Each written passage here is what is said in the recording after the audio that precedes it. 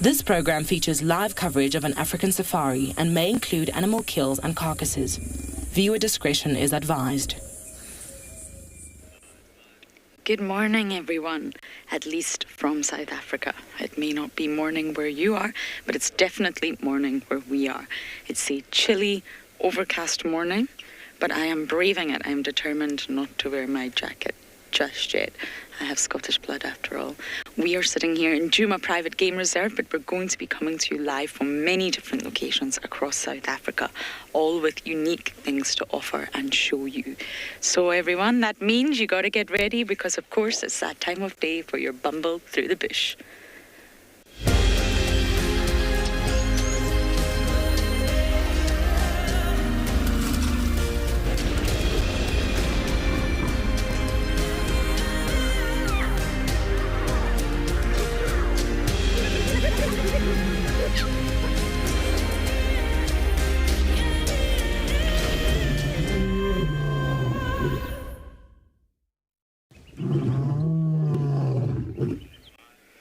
Welcome aboard, everyone, at least to my safari vehicle. And I hope you're ready. It can get rather bumpy out here on one's bumble. And of course, yesterday was an incredibly exciting day here in Juma. And at least Buffelshoek, we had cats everywhere. So we're hoping for another drive like that. My name is Lauren. I do have Davy on camera. We're actually positioned on a road where we can see the tree that Mulwati had his kill. So I'm going to just move forward a little bit, Davy. And we shall see if we can get a view. There's no point in bashing through the block if he's not there or the kill's not there. So let me move forward. It's not entirely anticipating that he'll be there, but it's always worth checking. Everything's worth checking. You never know what nature's going to throw at you, including a lion hunt and a pangolin. So of course, everyone, we are live and interactive. You absolutely must talk to us. That is the whole point. You can do that, I think maybe from here, Davy, in many different ways. Hashtag WildEarth on Twitter, or you can use @FC on the YouTube chat. There we go, Davy, you've got it. That's where it was yesterday. You see the kill? There we go. Well done, Davy. That is a kill that is empty. It's very far away, excuse the distance. I don't see any leopard, do you? Nope. So yes, @FC on the YouTube chat, or you can head over to the website, the WildEarth website, register and submit your questions on the live safari page. Kids, if you're watching, please do talk to us. We definitely want to hear from you guys. And you email us, and the address is kidsquestions@wildearth.tv. I wonder if it's worth bashing in or not, that kill. Davy thinks it is. Okay, we shall do it. I mean, Mulwati is skittish. Stephen Darby got incredibly lucky yesterday, and patience really pays off. He's more of a nocturnal cat, or at least a crepuscular cat, where I think it's easier to spend time with him very early in the morning or once that sun starts to set. I called him a stasher and a dasher yesterday. He stashies and then dashies. I think that's a great name for Mulwati. And for those of you who are not sure who Mulwati is, he is our dominant territorial male, at least on Juma. Yes, he is just not a fan of vehicles, but that's fine. Yesterday proved this a start, becoming more and more habituated. And we always used to sit round the table and talk. Maybe he doesn't hoist kills. Maybe he's just not a hoister, but he absolutely is a hoister, and yesterday proved that. Okay, I'm going to go in. You never know. There may be a hyena and there may be a leopard. So as I bumble through the bush, let's take a look at the weather across all the locations.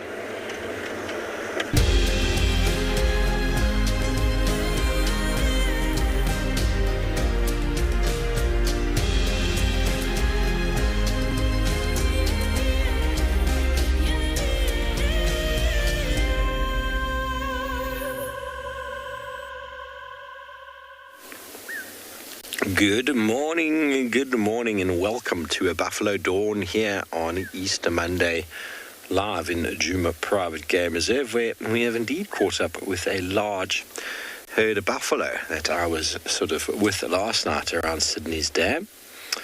and they've moved into Juma, which is a blessing. We've been wondering and hoping for the buffalo to return back onto Juma, as there are some areas that need a little bit of landscaping. And while we know the buffalo, they mow the lawn quite nicely. Good morning, everybody. My name is Steve, joined this morning by Morgan on camera. And as always, we are delighted to have you with us on board. And we hope you are looking forward to a wonderful Monday morning. Now, it is Monday, Morgan, yes? Yes, it's Monday. We get a bit caught up in our bubble here. This is a very large herd that we had last night. I'm pretty sure it's the same one by the tracks. And after we left Milwaukee last night, we heard about the buffalo at Sydney's Dam, and we heard that the Talamatis were coming from the north. So we went to go hang out there to see if we could catch some action. And, well, unfortunately, we weren't able to broadcast, but the lions ended up going and catching an Impala instead of a whole herd of buffalo that was on tap for them to catch.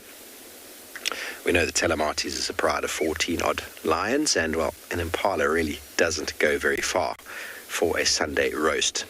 Don't you agree, Mr. Morgan? 100%.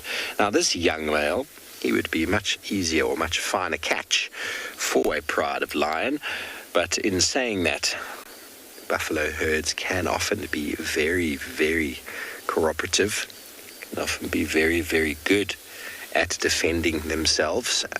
There are lots of little babies in the herd. They've all bred. Well, not all of them, but many of the females have had calves recently. And this female here is showing us what she can do with her horns.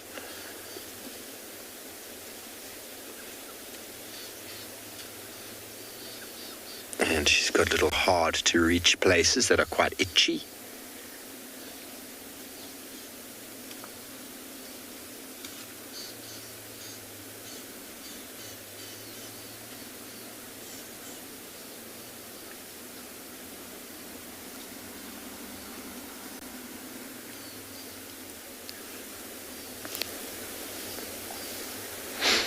Action, their horns are very awesome, and it's a very good sort of testament to understand how these animals behave. I talk often about ecology and how animals fit into the landscape, and while buffalo are very well known to defend themselves as well as their calves against predation, and it is why they've got horns. They are essentially an open plains specialist. But here we find them called the savanna buffalo, where they do require shade. Obviously, the bush has become a lot denser and a lot thicker in parts of the Kruger, but buffalo, as we've seen in the Mara, do move in large herds through very wide open spaces. They do require lots of water. They do require sweet, long grass, and they do require a semblance of shade for them to go through the process of rumination, which is what you can see he's kind of doing now, although he's staring off at something. I was going to scratch the back of his neck and do a little cat-cow pose there. Oh, I've never seen a buffalo do the cat-cow pose before. I'm actually quite excited that I got to see that pose there. Do you know any yoga poses, Morgan? Morgan doesn't know any yoga poses.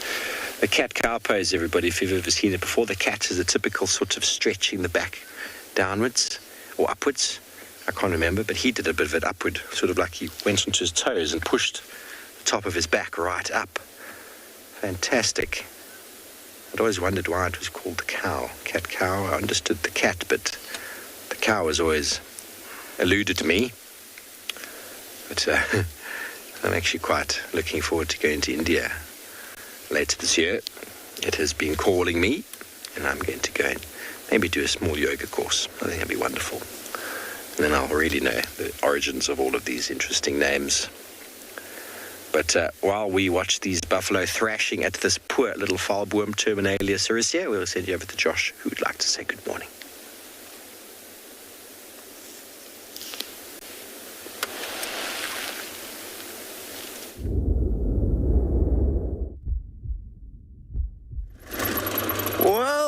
Good morning and welcome to a very beautiful Tswalu Kalahari. So we're just repositioning a little bit here, folks, but we have the most stunning sky, some nice giraffes to start off the morning, and I definitely am not complaining. It's a nice big journey of giraffe that we've been sitting with, but take a look, the colors there, no giraffes in the distance.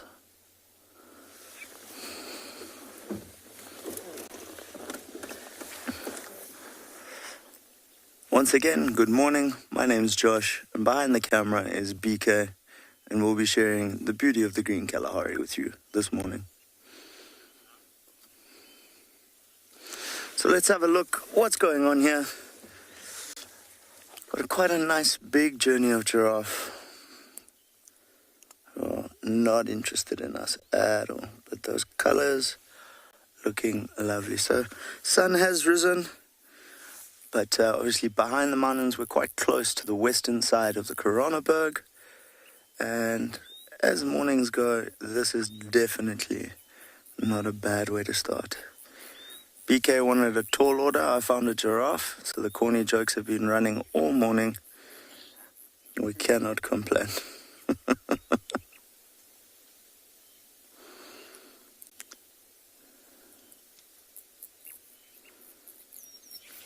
This is a nice mixed journey. There's males and females in here of all ages.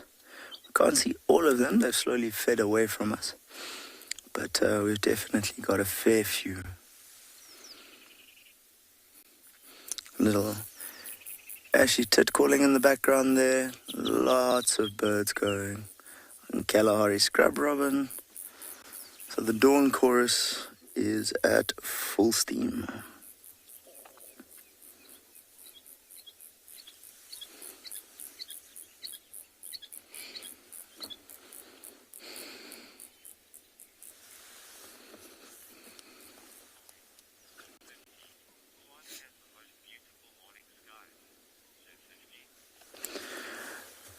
So 50, I agree, the morning skies here are spectacular. I know I've said this before and I will probably say it a lot more, but Tswalu really is a land of contrast. The colors here between sunrise, sunset, and the clash between the red sands and our green vegetation, and that you land up with the most spectacular vistas and landscapes. So it's definitely a highlight for me here.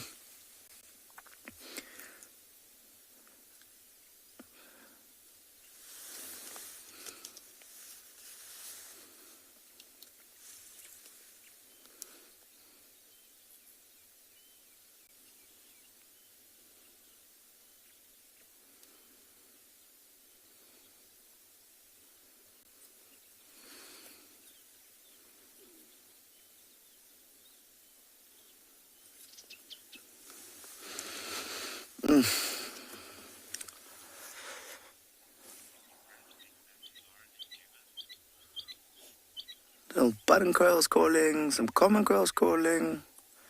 There's lots going on. I think this is one of the things, folks, we get so caught up in the rat race of our lives that we never slow down, and that's the beauty of the bushveld, is it forces you to calm down a bit and just see what's going on. I think we're going to reposition slightly quickly, just try and get you a better visual of what's going on with these giraffes.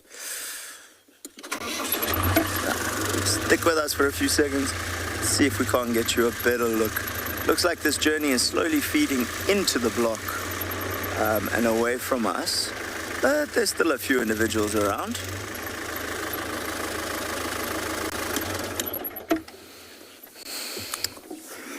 So Kathy's just asked, do giraffes have a favorite tree to feed on?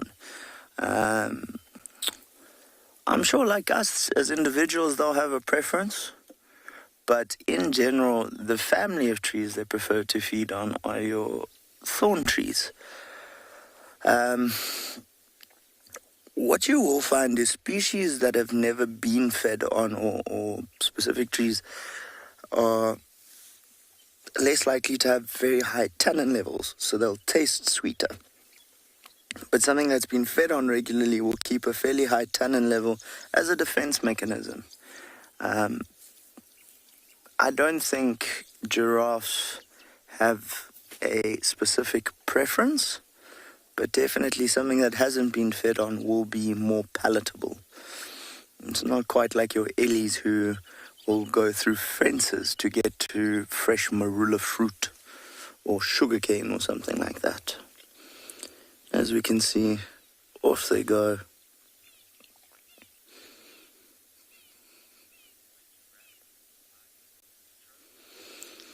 So we're going to see what else we can find, but for now, we're going to send you across to say good morning to Dyke. Enjoy!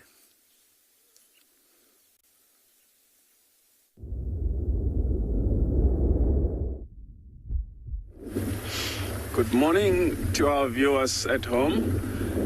Welcome to WildEarth Safari. We own Ngala Private Game Reserve, Kruger National Park.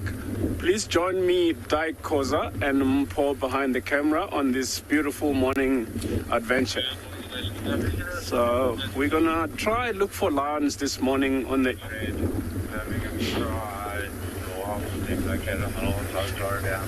we're gonna check this area on the eastern side of the reserve, try find some lions for you, and then we're looking today to follow up on tracks of the Birmingham Pride with the 2 white lions, because yesterday the tracks were seen coming into this area. So this is what we're gonna do for the first hour or so, see if we can find those lions in this area. And they may have hunted last night, and then we're gonna see, because there's tracks of lots of hyenas in the area that we saw. They coming into this area, they may have had those lions feeding off something, but if it's something small, they may have eaten and finished. Let's hope they've taken something big down last night, and we might be able to watch them feed, and hoping that maybe one of the Ross males or both the 2 males have joined them. It will be even better if the whole pride is together, because having seen them together for quite some times, of which stay tuned, and then we're gonna carry on, try find those lions this morning. So far we haven't found any tracks, but we're still looking, and we're hoping that those tracks are gonna come out on the road in the direction where we're heading, because they were seen coming.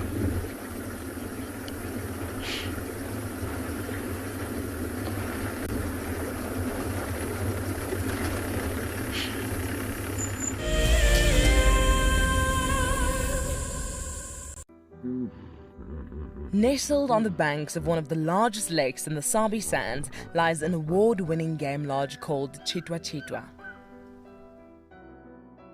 Many of you will have been on safari here virtually with WildEarth, but now we are offering you the chance to see it for yourself in person. Sign up to be a WildEarth explorer before the end of April, and you and a friend could win 3 nights to this luxury lodge. In addition to the unforgettable safaris, you can unwind on the deck, relax in the pool, and even savor the various bush dining experiences. Tswalu's holistic approach to hospitality, with specific emphasis on conservation, will leave you with the very best memories of the African wild. WildEarth Explorers, it's in your nature. So in 1998, we had this idea to go and put a live web camera on a waterhole somewhere in the Sabi sands next to the Kruger National Park. And I approached just about every single landowner, and everybody thought I was completely crazy, until I met Yuri and Pippa Moorman. We thought it was definitely a fun idea and a worthwhile thing to experiment. And it immediately became a runaway success. And it gave people all around the world the opportunity to watch a little piece of Africa, day and night. Back in 1998, it was the very early stages of the internet. And all we were able to do was to get a 30-second refreshing JPEG out of that camera. But over time, what we began to do is focus more and more on trying to develop this concept of giving people the opportunity to go on safari. Even though we live just 500 meters up this hill, we still put the camera on to see what's happening. Absolutely, we watch it ourselves. Hi, my name is Tristan Dix, and I am a guide here at Djuma Private Game Reserve, for WildEarth. We love connecting you to the African bush, and we always look forward to all of your questions. If you want to ask a question on WildEarth, you'll need to register on the website. Once registered, go to our live safari page and submit a question below the live feed. Catch up with me on WildEarth.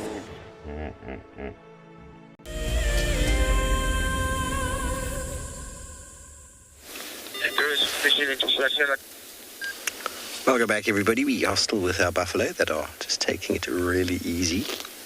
You see the little babies. You see two will go. Buffalo are quite unique in the way that they suckle. They suckle behind the back legs. It's one of those unique sort of, I suppose you don't really need an identification feature when you find an African or Cape buffalo. You kind of know who they are. Beautiful mixed herd of fantastic bulls, cows and calves, lots of them. We were in amongst it last night, and the insects, everybody, I can tell you, is quite something, especially with some lights on. I don't mean we're shining them, but we've got a monitor light here and a presenter light, and the insects are just next level. So buffalo moving in, they obviously, and we talk about this a lot, so let's get back into the ecology of things. Buffalo are not an animal that's regarded as an unsustainable grazer. They are an animal that moves between water points, but they're constantly looking for the best possible grazing. So they're constantly going to areas that actually require a garden service. And then by moving through, their hooves, hundreds of them, churn up the ground. Their urine and dung gets mixed in with the ground, it gets deposited. The amount of insects that breed off of the dung that these buffalo provide is incredible. Dung beetles, fly larvae, so many other different organisms. And then at the same time, they chop the grass down, so they open it up a little bit more. They facilitate more open grasslands, which are more sort of favored by many of the other animals that we sort of encounter, such as Impala and wildebeest. And then at the same time, these areas where they bed down for a few hours, the grass gets completely trampled, completely flattened, and you get a massive nutrient change in this environment because these animals are constantly defecating and urinating. And so all of that nutrients becomes a bit of a hot spot in this 20, 30, 50 meter radius sort of area, maybe even larger, that these animals end up spending a number of hours in. And then they stand up, they trample it all, and they move on. In sustainable agriculture, Alan Savory is a very well-known name in the industry, and he's come up with many, many methods and strategies of how to maximize the growth of vegetation, specifically grass, in an area with the use of cattle and the use of cattle in blocks, moving them in and out for a very specific number of hours. They're in there, they utilize, they feed, they defecate, they churn up, they sit down, they stand, they squash, whatever it is, and then they move. And there's a very specific number of hours that a block is used with cattle, and you get the maximum growth rate of vegetation afterwards. This vegetation is designed to be damaged and churned up and eaten and grazed. It's not designed to be constantly under pressure. That is one of the concerns that we have with placements of water points, is that you have certain animals, which obviously in their own right are natural to the system, such as wildebeest and waterbuck and impala. But because water is so abundant, you have high pressure in areas all the time. Whereas buffalo are an animal that move through the landscape, constantly trying to find new areas. And obviously there are also the benefits to the oxpeckers that they provide, and the number of lives that ticks go through the bodies and through the life cycles on buffalo themselves. So beautiful organism, very important for the ecosystem. And they're also, in my opinion, quite an attractive animal to spend time with. Not many people I know of actually like to spend time with buffalo. I've done almost entire drives with them. Morgan, you like buffalo? I try and talk a bit of buffalo sometimes. I think I might have gone a little bit mad, in fact, but that's all right. You all know that.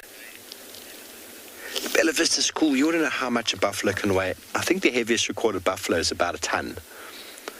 About a metric ton. That's very heavy. Now, I don't know if this is a man or female. It's got a bit of a double half boss, semi. This one just stood up on the right there. Now, the females get up to 300 to 400 kilograms. Males normally in the range of 750, 850. But some males, that is definitely a boy.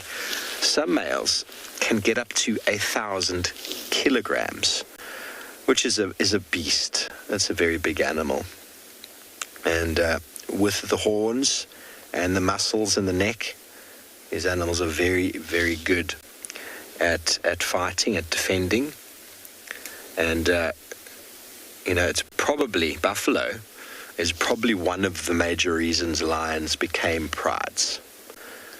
The herd structure, there are many animals we find out and about that have moved into what we call herd structure mentality, but there's no herd that exhibits it as well as the buffalo does. From a safety point of view, from a unity point of view, from a defense of the herd point of view, buffalo just exemplify the benefits of herd mentality, and no doubt due to the numbers, the size, and the way the buffalo behave, it's how lions have become about. Okay, well, it's a very good morning to Mike and Johanna over in Pridelands. I'm sure they're waiting to say good morning to you.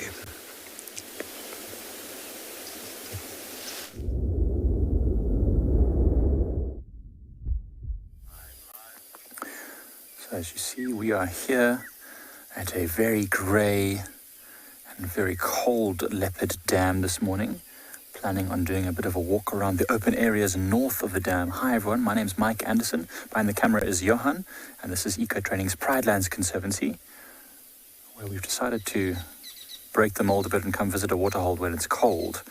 I don't know if that's going to work for us, but we'll see what happens. There's a lot of bird activity this morning. There's a brown-hooded kingfisher just flying over there somewhere. But yes, our plan is to head somewhere down the other side of the dam. There's a drainage line, nice and big open clearing areas. Maybe even walk a bit northwest of the dam there where there's some grassy areas. Now we've heard a hyena already this morning, not so far behind us, making a bit of noise. So I'd like to maybe just investigate the area and see what else could be happening. And dams and waterholes and open areas are always great places to start, to listen, to see what animals are letting us know they're about, and pick up any signs of life in these areas. So let's listen for a moment and just see what sounds we can pick up.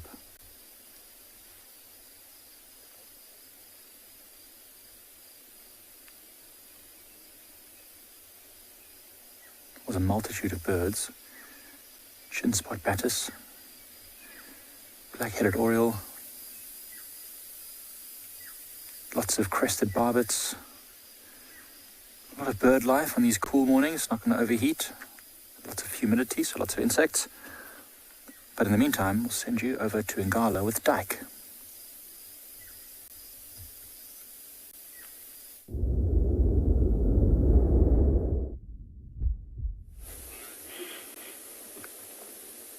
Wow, look what we found. We just found a head of elephants here, which they're moving slowly south in front of us. As you can see, we try and count. I'm counting 1, 2, 3, 4, 5, 6, 7, 8, 9, 10, 11, 12, 13, 14, 15, 16, 17, 18, 19, 20, 21. Can be easily more than that, because these animals are small family groups that group together and form one large herd. If you look at the two in the middle standing together, there's two small ones there, but the one I want to talk about is the one to the left of those two small ones. If you look at those tusks, you can see the one tusk is slightly shorter and very well worn down. These animals are mixed feeders. They'll eat everything from roots of the trees to bark, as well as leaves and wild fruits and berries. Unfortunately, the two young ones have just gone in front of her. You can't see. But if we go further to the right, there's this one that's walking, the third one from the right. This one that's facing us now. Just look at the one tusk on the right. And the other one is a very beautiful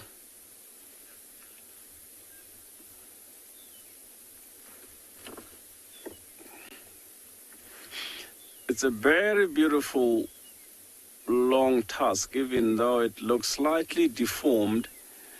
But the other one on the right, you can see it's much shorter than the one on the left. So these animals use those tusks for peeling the bark off the trees, as well as digging until that gets worn down. So they have one tusk which is more dominant than the other. So that's like more or less like us being right or left-handed, besides we don't lose our hands. So that's the one that's getting used more and more until it gets worn down or breaks off like that.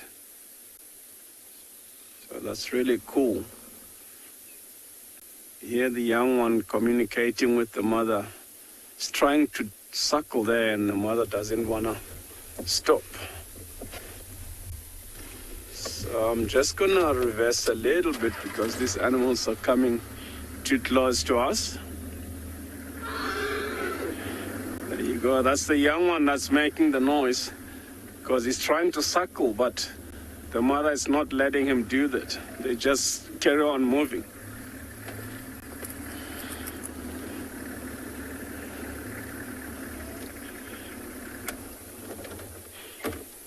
Here we go.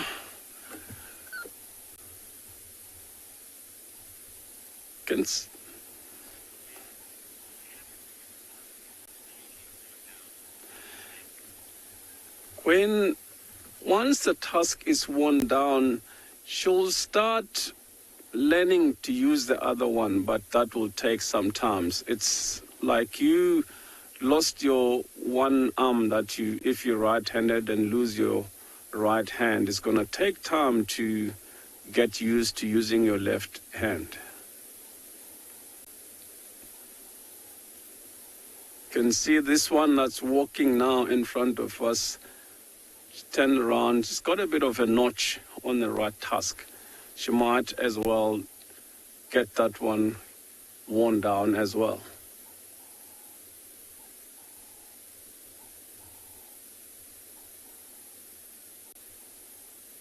See, that one is walking with a piece of grass in his mouth, just shaking off the sand.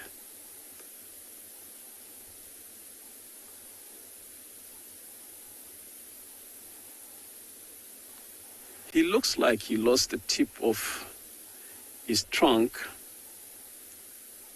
That can be from crocodiles when he was still young, because he doesn't have that last part that looks like a hand that they use the most. The one in the middle there, the slightly bigger one on the right, lost the tip of his trunk. The one that's using his foot now kicked the grass off the ground. It's amazing how they hold the grass with their trunk and then kick it off the ground and shake the dust, put that on their mouth.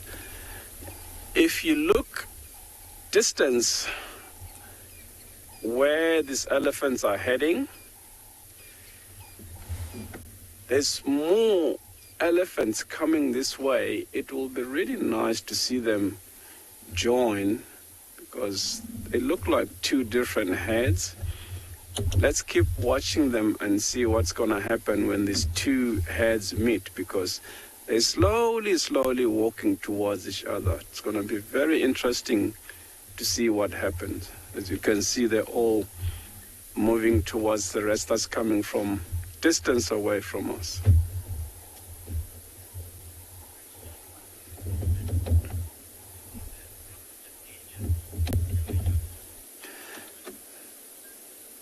most of the smaller young ones, I would say they less than a year old. Like different ages on those small ones, and they from different mothers. They're 6, 7 months, 7, 8 months, but less than a year old. And then there are some bigger ones, 2.5, some are 3 years. As you can see, the head always consists of different ages in these animals. They won't be the same because they don't have a breeding season. They'll have babies all year round.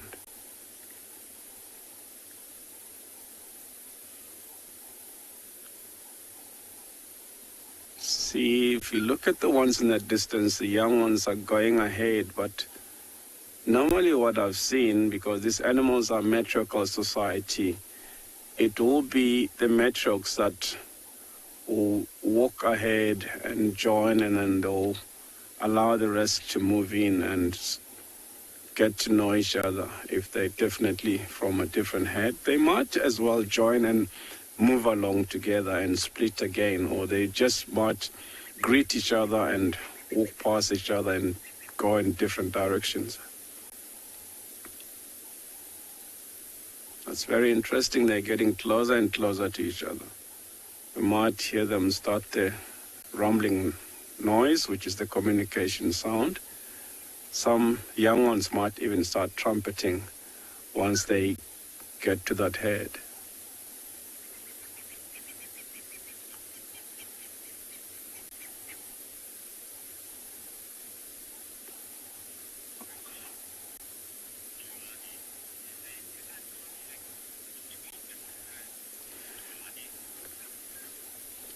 Yes, Tolani, I've never seen conflict between different heads. The only conflict I've seen between elephants will be the big bulls fighting if there's one female on Ustras, but not different heads come together and fight. I've never seen that.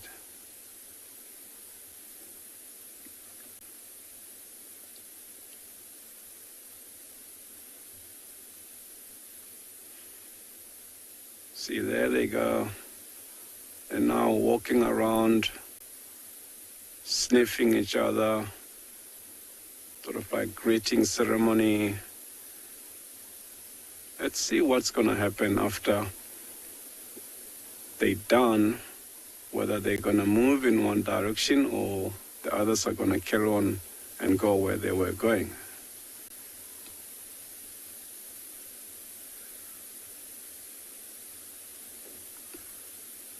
That's very interesting. They now have joined, but looks like they're gonna go in the same direction. And the others seems like they've changed because they were coming in this direction and all of a sudden they all joined up and then they're taking the same direction.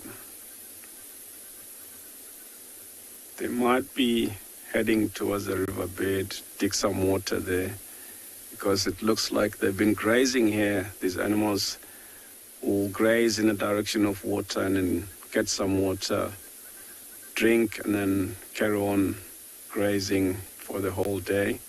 Because they'll feed like 14 hours a day because they need so much to eat. They have a very poor digestion system. Of all what they eat, only 40% get digested and the rest just pass through their stomachs. There's quite some big ones that came out the bush now that we couldn't see earlier. Maybe the one that's...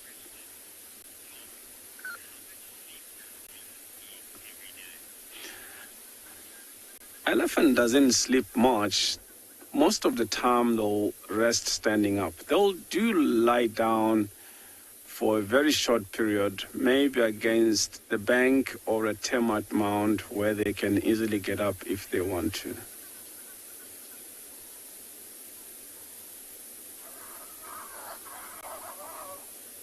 Can you hear? That's the conflict that I've been asked earlier. There's one that's trumpeting there.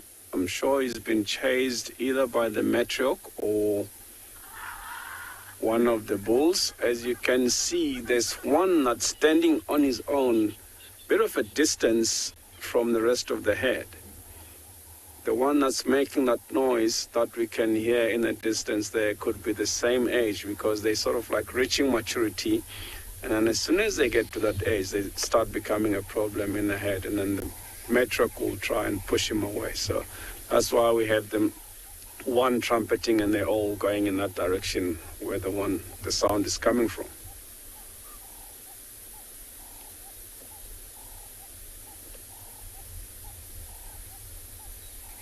Yeah, it looks like they're going into the bushes, and we're gonna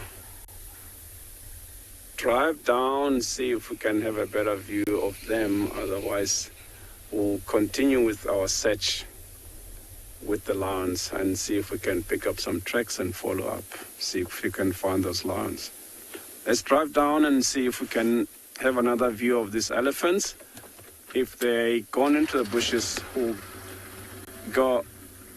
continue with the search for the lions. Hope we get to see them again and see what happened with the one that was making the noise.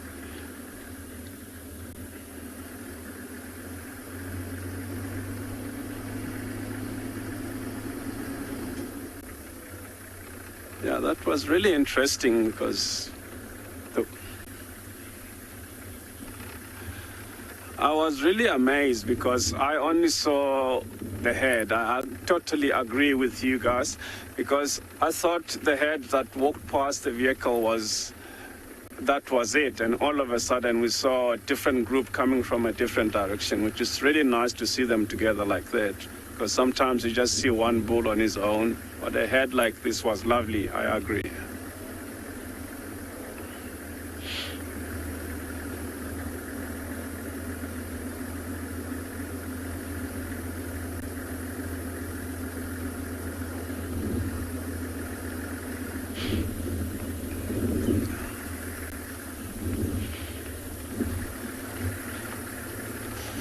Yeah, it looks like they're disappearing into the bushes. Oh, there's one coming back onto the road in front of us. It's one of those young bulls.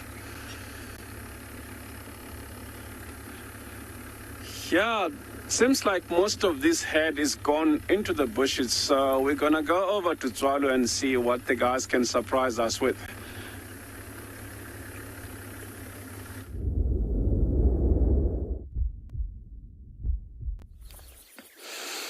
Well, folks, we are in luck. We're getting to spend a little bit of time with our Mokala family. Sorry, not Mokala, our rockstar family of meerkats. I'm so used to spending time with the Mokalas. So this is a family I haven't spent a huge amount of time with here at Tswalu, but as you can see, it is most definitely one of our habituated families, and it's been a chilly morning. So they've decided a little bit of sunbathing's in order. And this lady cleaning house here in front of me is definitely the most senior female. She is a lot bigger than they are.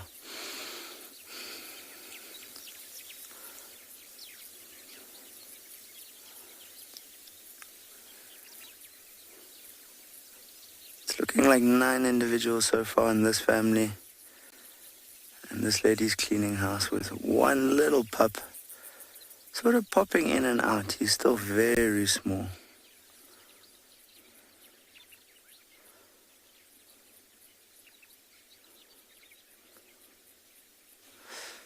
It's a little bit different going your ellies to these little guys. So from a couple of tons to a couple of 100 grams.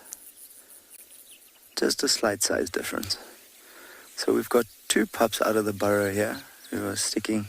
They're still very shy.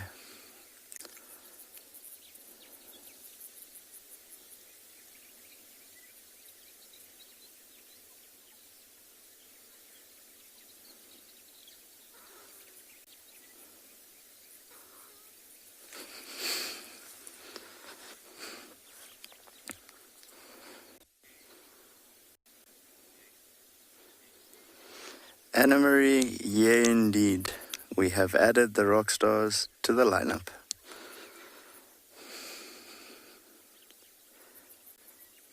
Oh, one just fell down the burrow. I don't know if BK can see this from his side, But pups were having a bit of a wrestling match.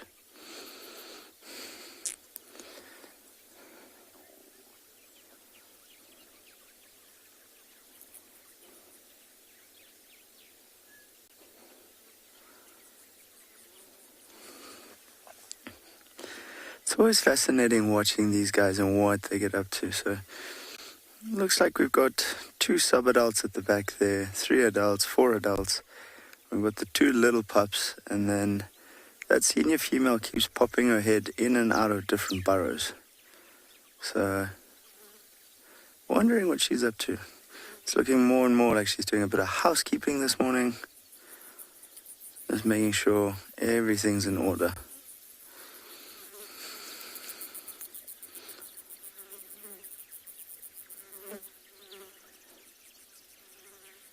There she is, in the middle of that crowd.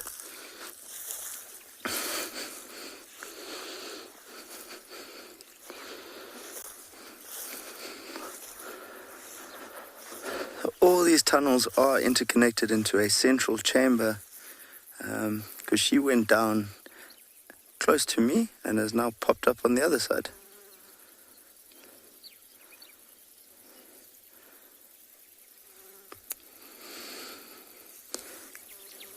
You can see she's very round. These pups are looking old enough that she could potentially be pregnant again.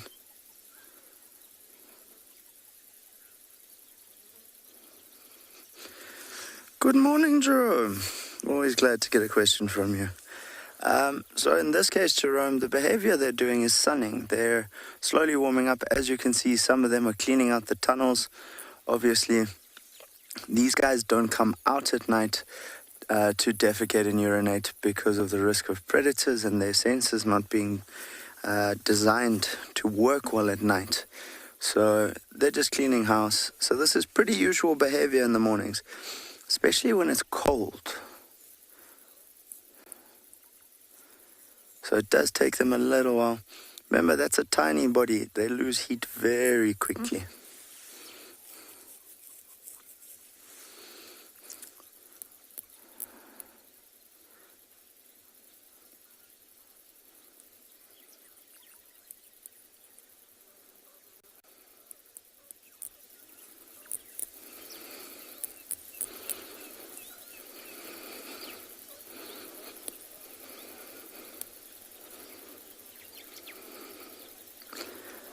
Lots of cleaning going on there, some mutual grooming.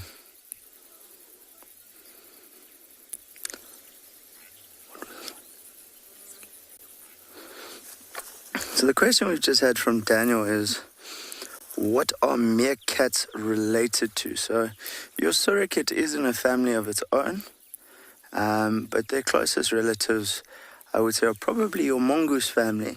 If you look at similarities in body shape and behavior and that, that's going to be your closest.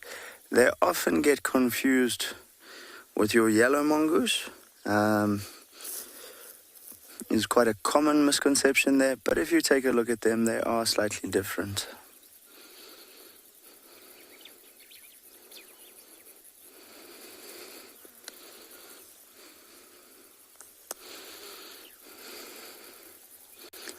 Some nice mutual grooming going on there.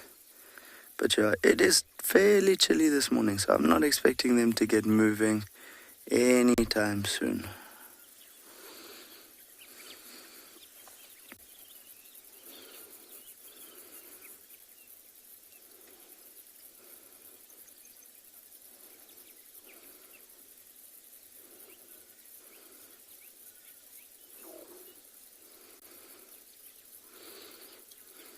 And that sun comes out, slowly warm up. It's a very curious youngster here on the right.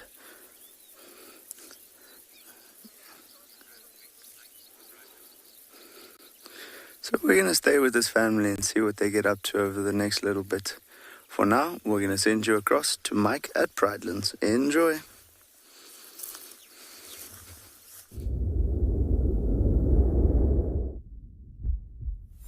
So we haven't gone very far, a couple hundred meters from Leopard Dam, and as I was walking, this little foamy patch caught my eye. And no, for those of you who might be thinking this is a southern foam nest frog's nest, it is not. It is actually the foam cocoon or covering or casing of a spittlebug, which is a really awesome little nymph. It's the nymph of a frog hopper, sometimes known as a spittlebug.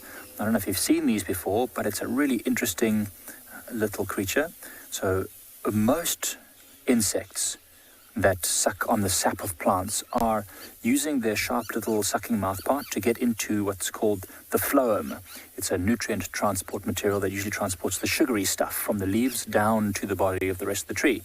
Now, this little nymph is quite different. It is actually sucking from the xylem, which is the other nutrient transporting material, which takes water and minerals from the roots up. So it's very interesting. Most don't do that because it's not very high in the essential nutrients that animals and insects need to grow. So this little thing has a special symbiotic relationship with two different bacteria in its gut that help to give it the amino acids that it needs in order to survive. So it's just because their diet consists of mostly water, to be honest. And now, because xylem, sucking water up, is a rather quick process, the phloem transporting the sugary stuff is a much slower process. So when these things pierce the nutrient transporting material, the xylem, it flows quite strongly, and so they ingest as much as they can, but there's a lot that just passes straight through their body and goes through a special filtration system that adds a little bit of some chemical that makes it very, very bitter. And so this foam that you see around the nymph serves multiple purposes. For one, it keeps the nymph safe from predators by being very bitter, and so any predator that tries to eat that will not like it very much and probably not do it again. It also keeps that spittlebug moist, stops it from drying out and dying in what's a really relatively dry part of the world. And it also serves to keep it insulated from heat and cold. So it's really amazing functionality and this amazing life processes of this little insect, the spittlebug. I can't really describe what it looks like. It looks halfway between a beetle and a moth. It's a really strange looking creature. Now this on its own is not a problem, and I'm sure many of you have seen them before in your gardens back home. There are many different species throughout the world, but heavy infestations of them are potentially harmful to your plants. But one single spittlebug like this, not a problem. Now what's interesting for me, that the reason why it caught my eye is because in the springtime this year there were lots of them. They were really everywhere on the grasses. You could literally see white foam everywhere. It looked like snow. But now it's late summer, early winter actually. The autumn is already starting. You see the grasses changing color. So that thing shouldn't really be doing what it's doing right now. I'm not sure why it's doing it. And also interestingly, there's a flower here. Just up here is the flower of the purple pod cluster leaf, which is also a springtime thing. So this little patch of bushveld here seems to be rather confused. It's thinking that it's springtime, even though there's fruits hanging from this tree. There are flowers as well. Very, very odd. Very strange situation.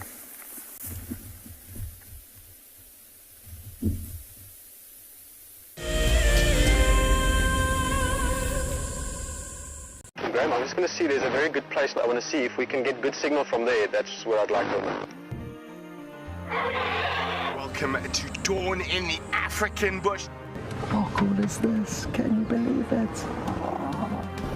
Those cubs are now only 10 feet from us. Unbelievable. Elephants chasing wild dogs chasing elephants.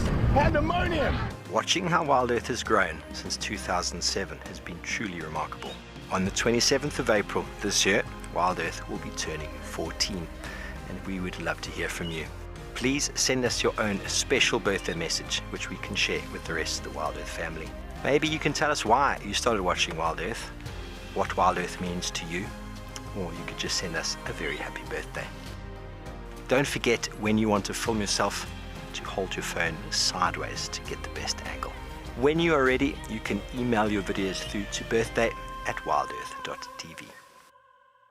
Staying one step ahead is the key to survival out in the African wild. And now you can stay in front of the pack with a WildEarth weekly newsletter. Sign up to be a WildEarth explorer and you will get exclusive behind-the-scenes stories about your favorite guides and camera operators. Information about our upcoming plans and projects will be delivered to your inbox every week before anyone else. And you can hone your guiding skills by taking part in our Identify Me nature quizzes. WildEarth Explorers, it's in your nature. I'm Nikki here at andBeyond in Ngala in South Africa.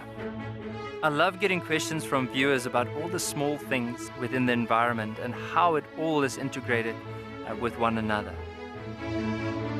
If you want to ask me any questions, please simply register with the WildEarth website, head across to the Live Safari page and then post your questions there. I'm looking forward to chatting to you on my next WildEarth drive.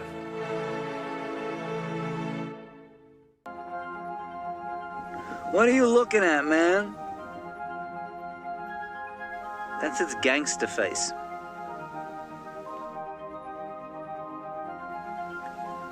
It has the manners of a common variety vagabond. Look at it, chewing with its mouth open like that.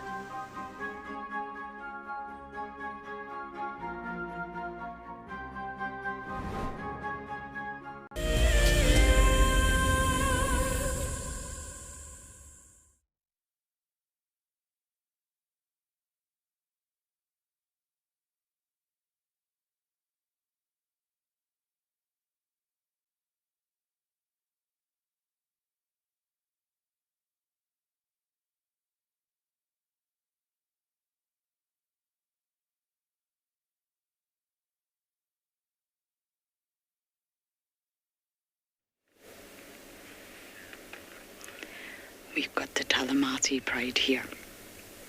There are lions everywhere right now. We had the Torchwood Pride yesterday on Buffelshoek, and we are on Ngala Road North, and they're very alert.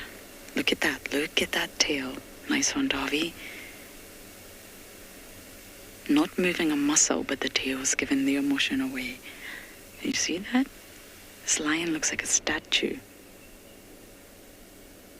They've heard something. There's definitely, I think it's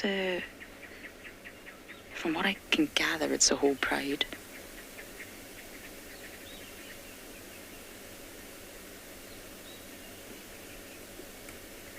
It's a little bit of a tricky spot we're in right now, but hopefully they head down onto Central and we can follow them. I love it when the Talamatis are on Juma.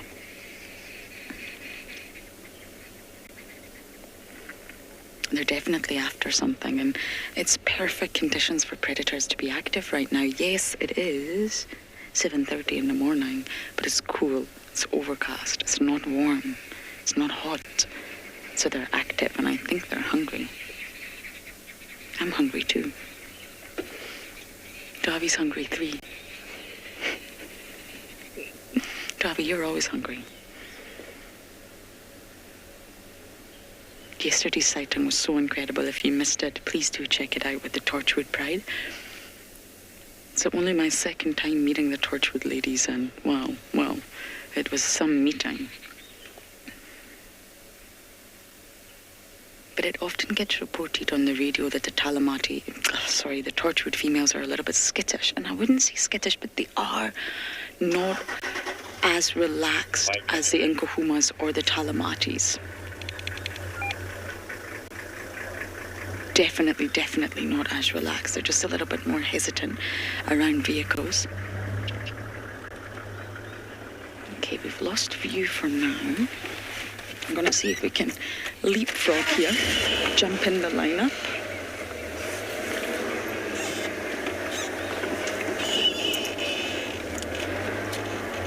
We should be able to follow them. I don't want to entirely disappear. You see them there, Davi?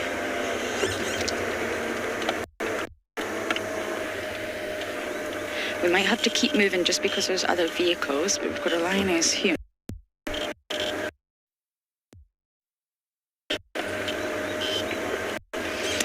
Okay, we're going to Talamatis.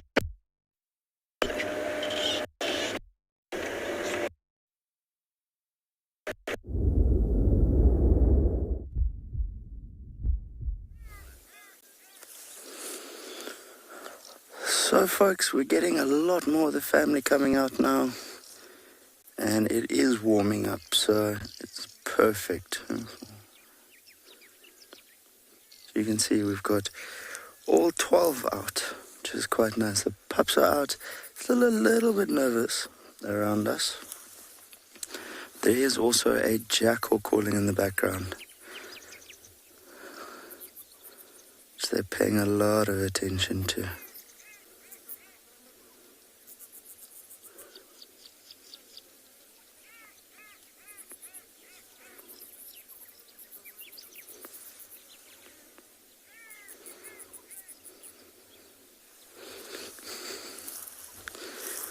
Always fun to be able to spend time with our little friends.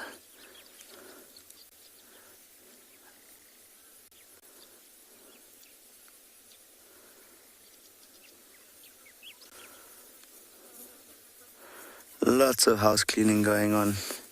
Sand's flying everywhere. I think as it slowly warms up now, these guys will head off soon. See if they can't get some breakfast on the go. But looking at the pups, they are still very small, so the adults will still be feeding them. They're at that size now where they'll slowly be being taught what they can and can't eat, as well as what they should stay away from.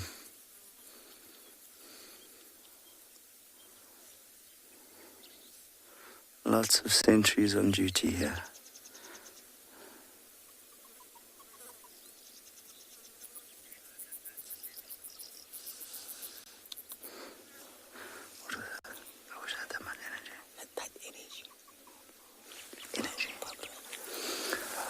Barbara, I agree.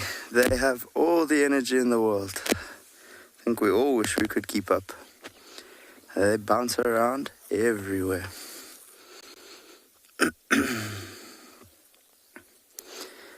These youngsters are very curious.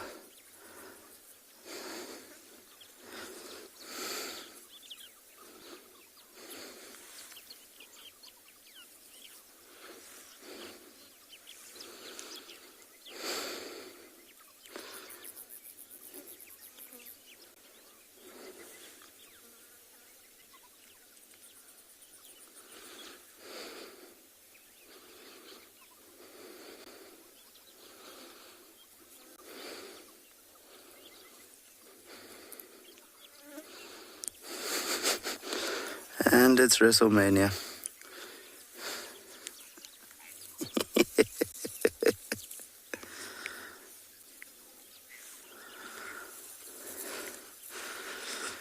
So Steph, those teeth are designed to break open the carapaces of insects. So those are very, very sharp little teeth. You do not want a nip from a meerkat. That is for certain.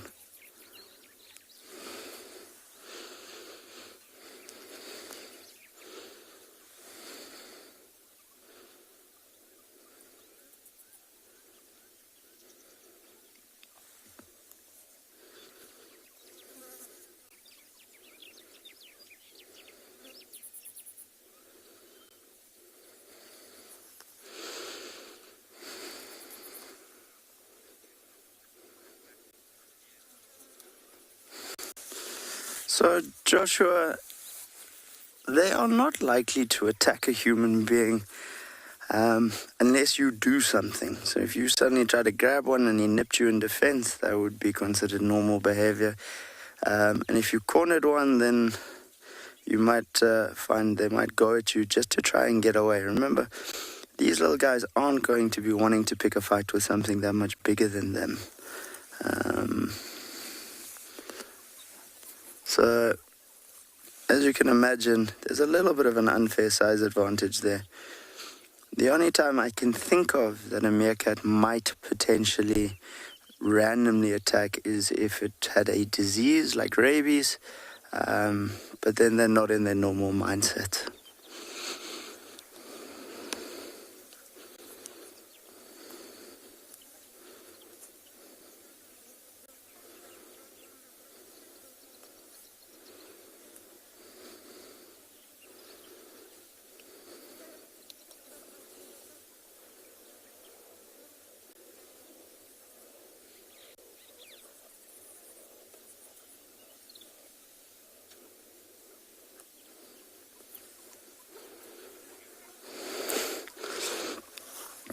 So I think we're going to leave our little friends for a while and send you across to some giants in Juma.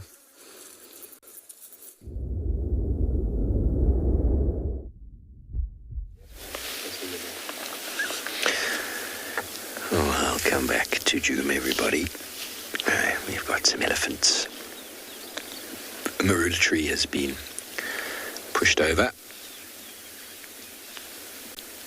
I think it was already weakened.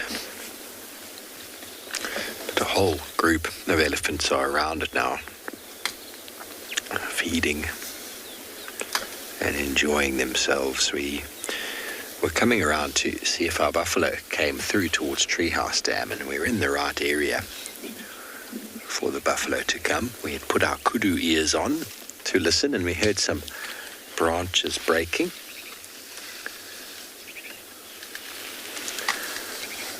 Can you see a little bit more to the left there? Just behind that one, there's a little one.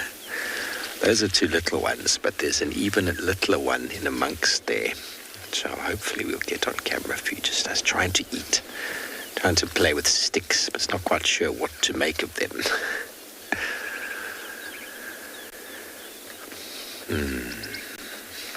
I'm just going to allow you to enjoy this little moment here with us.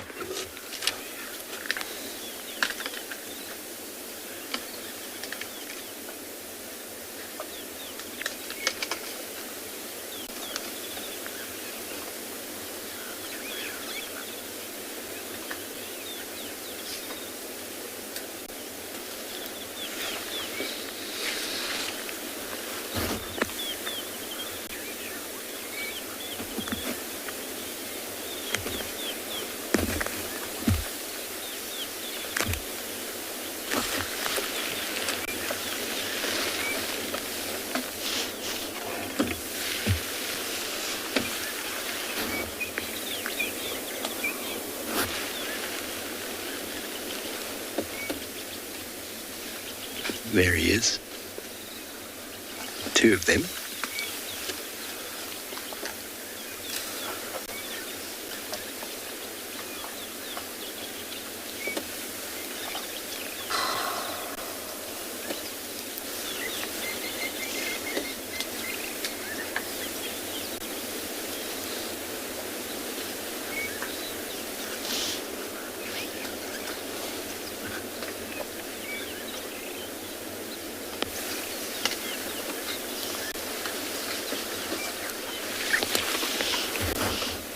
Hello, Alice, 10 years old. Well, sometimes these trees that get knocked down still survive, but I don't think this one's going to. Difficult to say at the moment, but the main stem has been pretty much snapped. And the plant itself is still living because it hasn't yet withered. But I don't know if it's going to survive. Many of them do. Many of them do keep growing. Some of them will still grow from the actual main stem because they've still got roots. You just inch forward here slightly more. Can you get that little baby there in the gap? Got him. There we go. I love elephants, everybody, but to spend time with the littlest ones is often very, very special, especially when they behave like they have been lately, climbing on each other, pushing each other down. I had such a wonderful time with him the other morning. See, it's learning how to feed. It's learning how to use its trunk. It doesn't need to feed on any of this vegetation yet, but it's, like you see human children, when mum is cooking, they want to bake. They don't necessarily get it right, but they still want to use the pots and the pans and the knives and the forks and all of those utensils. They want to be a part of it, even if it's not needed. And so they learn.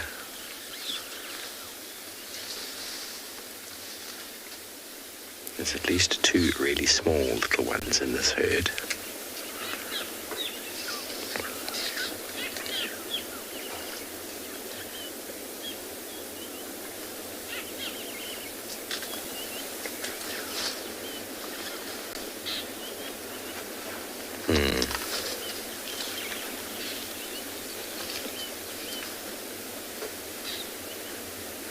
What's not to love about a baby elephant? Especially when they get feisty.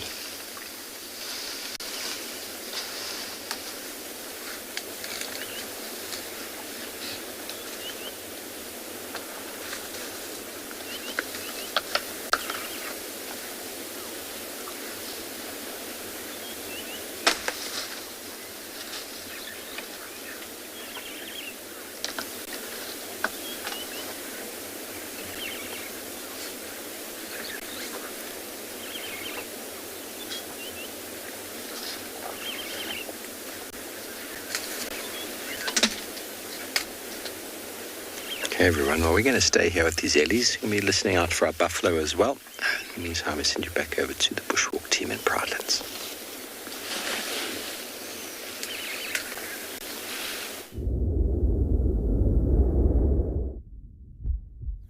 So, we found something really cool.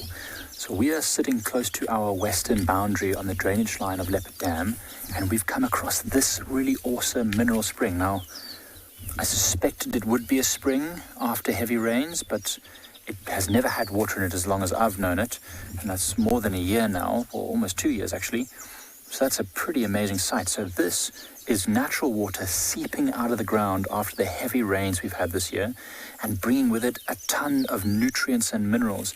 I mean, you can see that animals have been digging all underneath there to get at those nutrients and minerals. You see that all over there.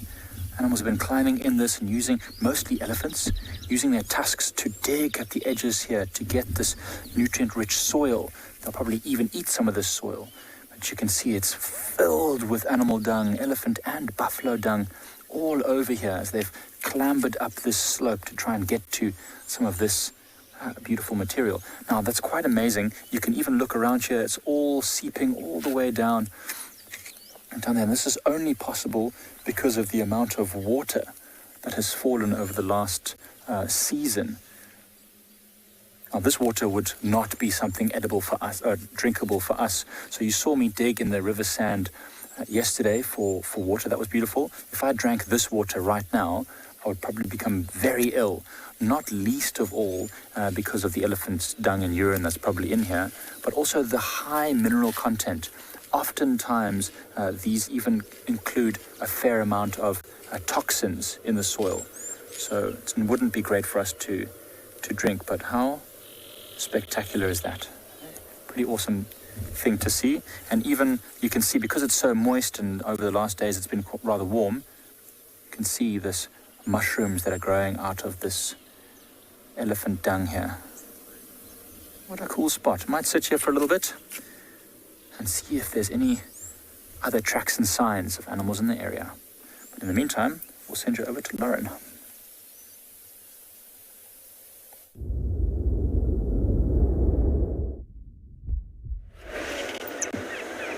We've managed to keep up with our Talamatis here. They're very, very active. This is the most active I have seen lions in a very, very long time.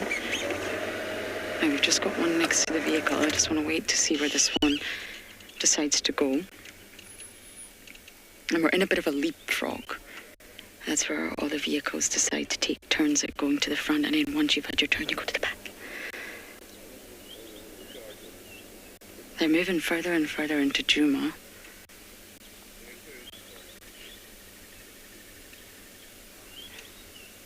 There we go. This one's moving. Which ones we can move?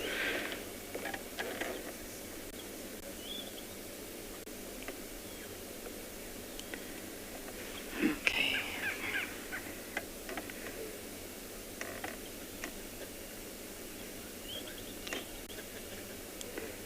They're heading down towards Mulwati. I'm just going to move so that every other vehicle can see what's happening.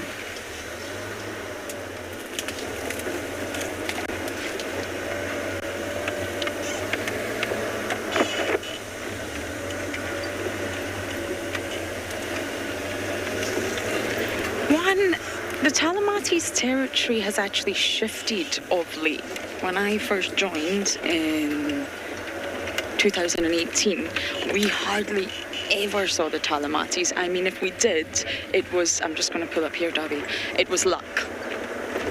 it was really luck to see the Talamatis because they're normally on Buffelshoek, and they also head right up to the Manguleti sort of side. But recently, since the Nkuhumas spend more time down south, they are pushed a lot more into Juma. We're seeing them regularly, and I'm not just talking the sort of northern sector of Juma. I'm talking far down south. We've had them in the very southeastern corner, and I think they also crossed our southern boundary.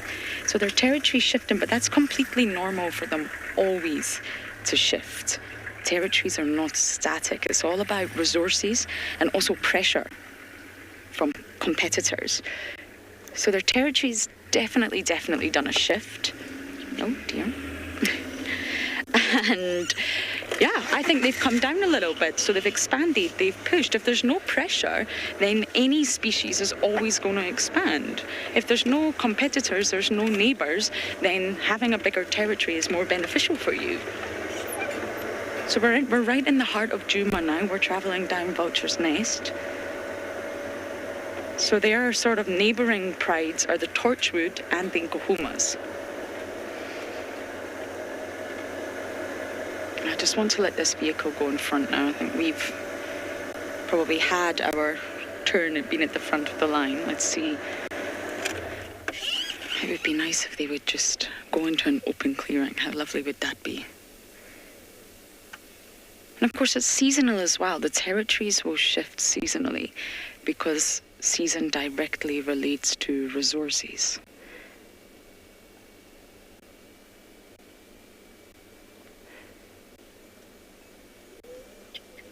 Okay, we're just going to let that vehicle go in front. We're going to keep following them for now. They're going to end up in the Mulwati.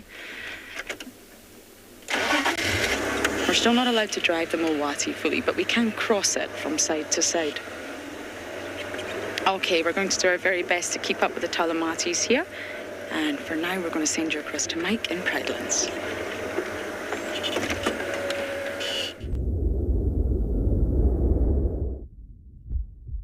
We've managed to find a tiny little lion.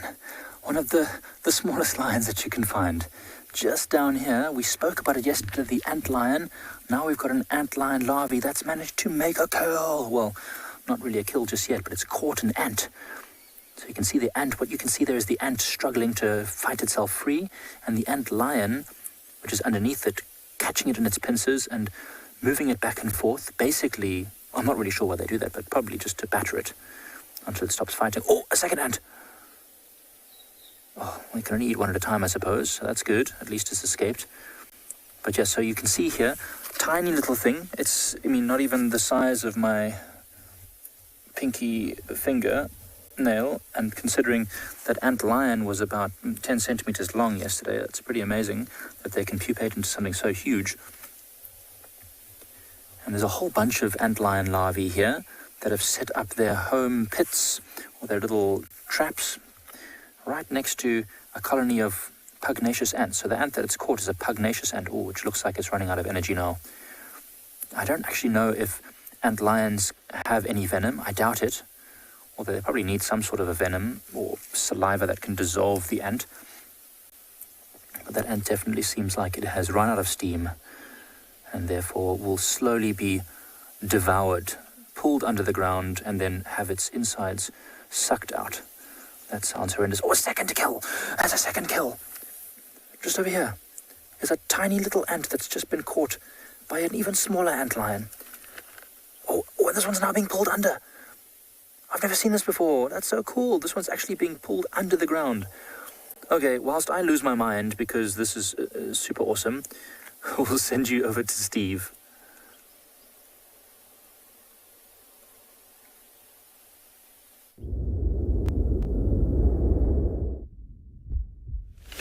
Welcome back, everybody. Our elephants are well and truly enjoying this marula tree. Wonderful interactions here of this whole herd with this one medium-sized bull who's probably responsible for pushing it over. Our little calves in amongst it, picking up bits that have been dropped, trying to figure out how do I put this stick in my mouth. I'm not quite sure. Okay, they're all listening to something.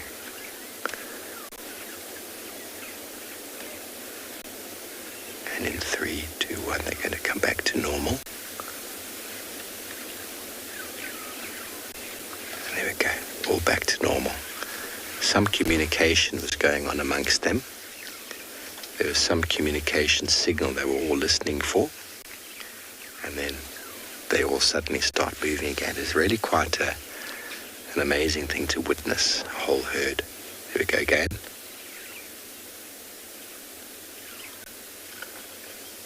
Back to normal again. Now that herd of buffalo is, last we heard, was slowly heading in this direction. So a herd of buffalo moving into this area would cause the elephants to not become aggressive, but they'd be interested to know what is that noise. And if they weren't sure what it is, they'd have to figure it out. And obviously, maybe one of them could smell it, maybe one of them understood what the sound was. And I'll be like, what is that noise of something approaching? Okay, herd of buffalo, back to normal. If that is indeed what they've decided.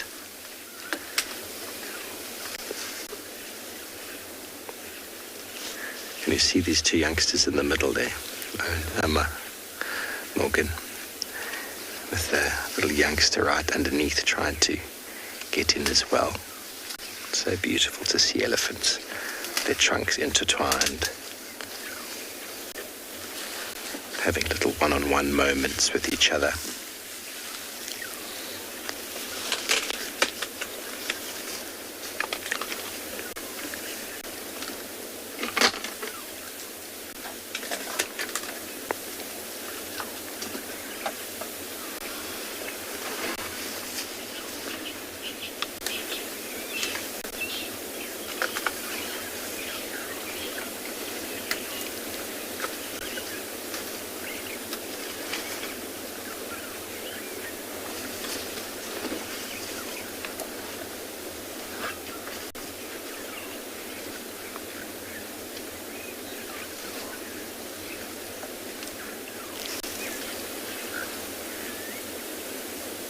Karen, in Botswana, we had an aggregation of elephants.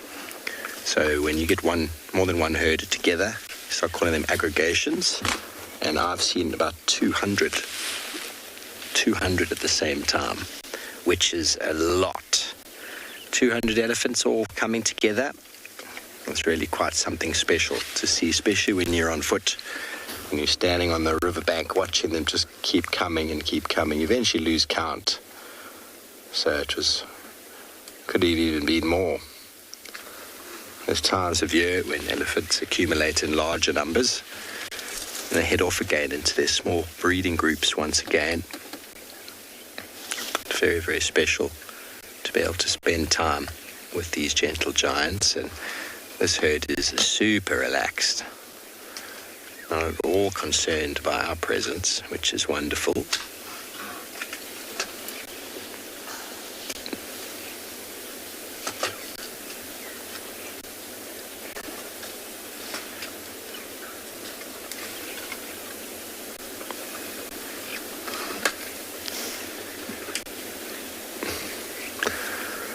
Luke, well, that's a very, very hot topic.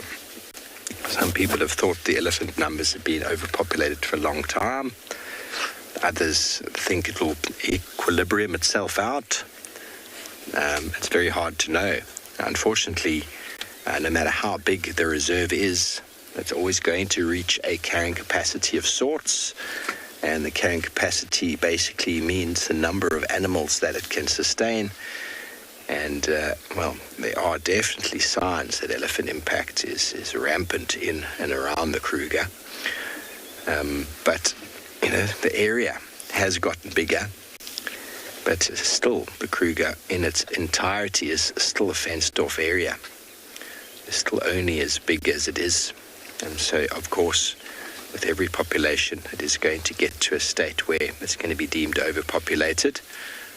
The populations in southern Africa of elephants are very, very strong. And there's been quite a political debate for quite many years, since the 90s, about the impacts of elephants, what their numbers should be at, how many elephants is sustainable. And they used to maintain the elephant population, the Kruger, at around 7,000 through active management.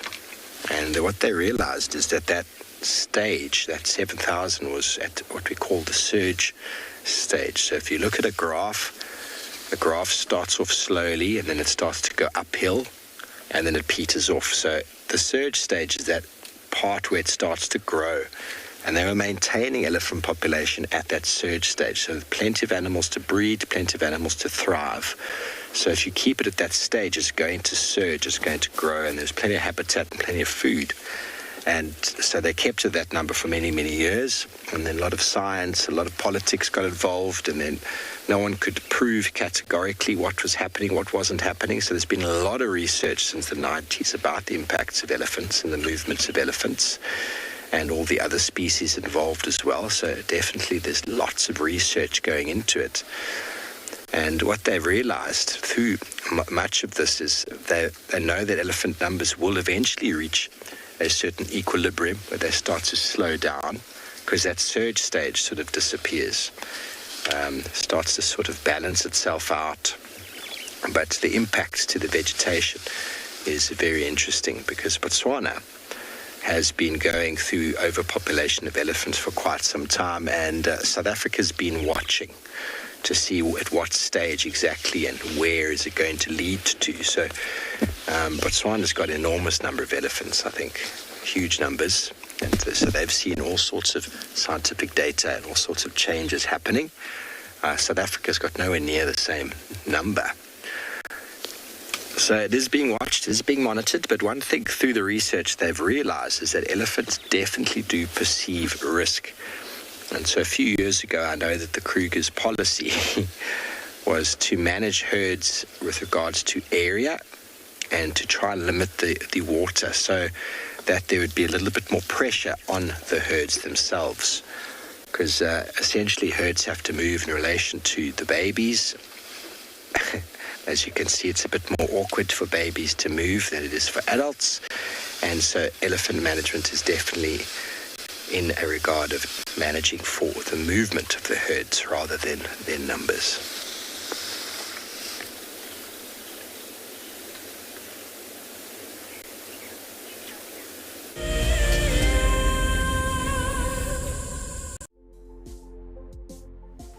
On the 27th of April, WildEarth will be turning 14 years old, and we wouldn't be here if it wasn't for all of you. And to celebrate, we will be finishing the beautiful book that we started last year that looks at the history so far. But we do need you to be part of it. Please submit your most memorable sighting, or what WildEarth means to you, or even just your name and a comment to be included inside the book.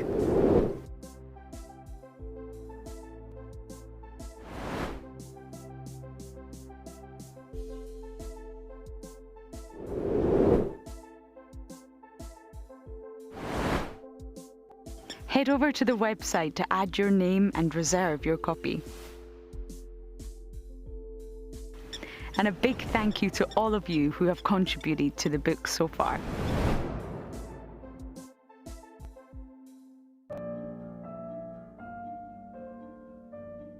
With a slew of potential dangers lurking, it's essential to be aware of your surroundings whilst walking in the wilderness.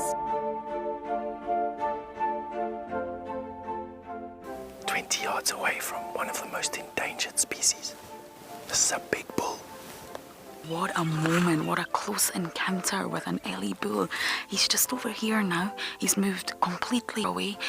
Being on a bushwalk and seeing a leopard, I mean, it's ridiculous to be this close to a leopard on foot and for him not to run is absolutely insane. How crazy was that? Through the gap there is just the back of the head of a male lion. He is absolutely unaware that we are here right now. I tell you, seeing lions on foot, it definitely brings out the caveman in you, this little scared human being. My name is Ross, and I'm a field guide at andBeyond Phinda Private Game Reserve. I love getting questions from guests on WildEarth because I love sharing and learning information about nature with new people, and it also makes me feel like you're all joining me in real life. If you want to ask a question on WildEarth, then you need to register on our website. Once registered, go to our live safari page and submit your question below our live feed.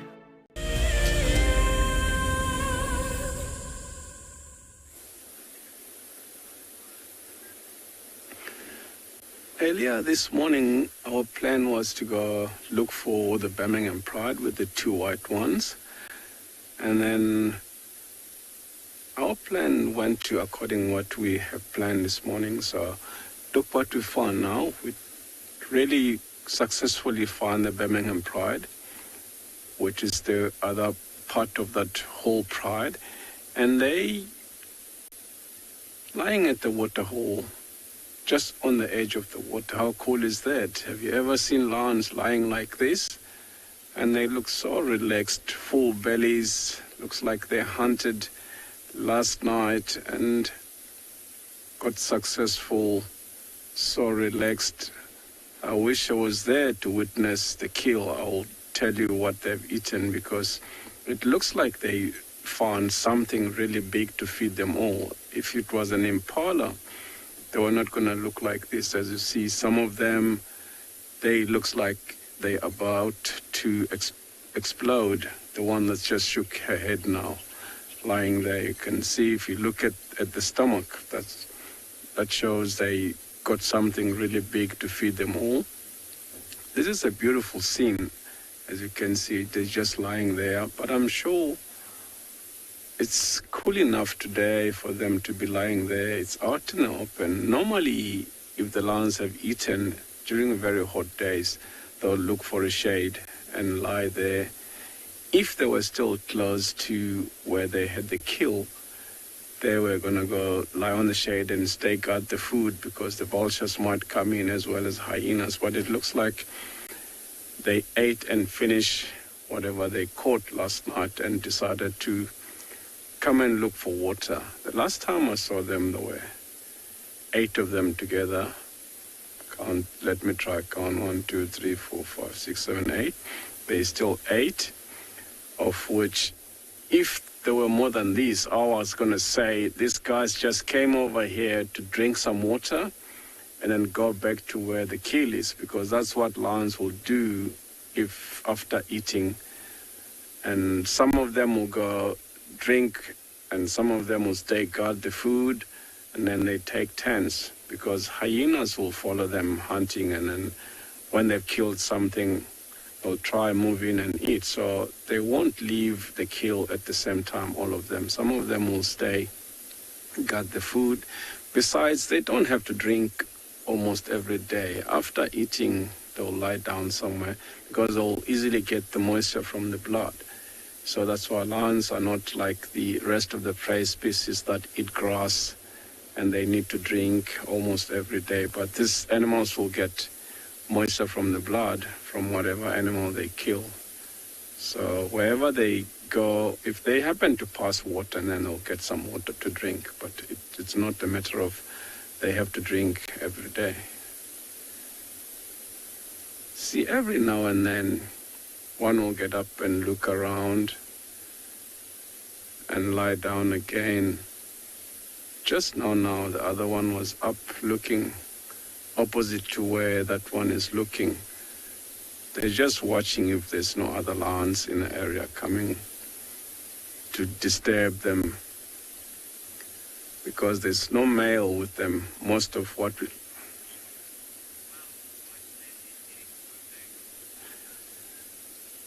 Yeah, believe me or not, even for us, we see him like almost every couple of days, not every day. We have the same comment that he grows so fast. I think the reason is just because some of these lions are big, like the females, some of them are big for normal size. So he's from one of those lionesses. I'm sure he's got the genes from his mother. That's why he looks so big. Because the mother, you can mistake her footprints on the road when she was walking by herself to a male lion, because she's such a big lioness to normal size.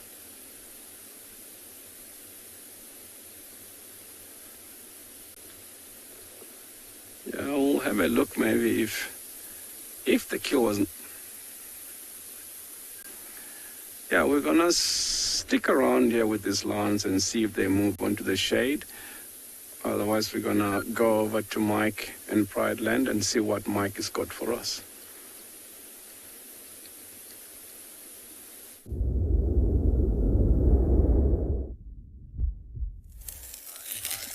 So we've come back in an easterly direction from that mineral spring that we found, and we've actually found this amazing little patch of very white earth. And I looked closely at it, and this is salt. This is actually salt. This is a natural salt lick. Now, this is very unusual. It's not unusual to have salt and minerals accumulating, but it's unusual to see it so visibly like this. Normally, we just see slightly paler earth, but this actually just looks like sprinkled salt. And you can see there's been lots of animal activity here. There's been elephants that came down to feed here. Behind me, you can see they've absolutely smashed up this little eroded patch here to get to this salt, or the salt lick. So now, to prove that it is salt and that it's not some other random thing, what I'll do, lick my finger and then find a patch which looks really salty, which looks super delicious. This looks like a good part there.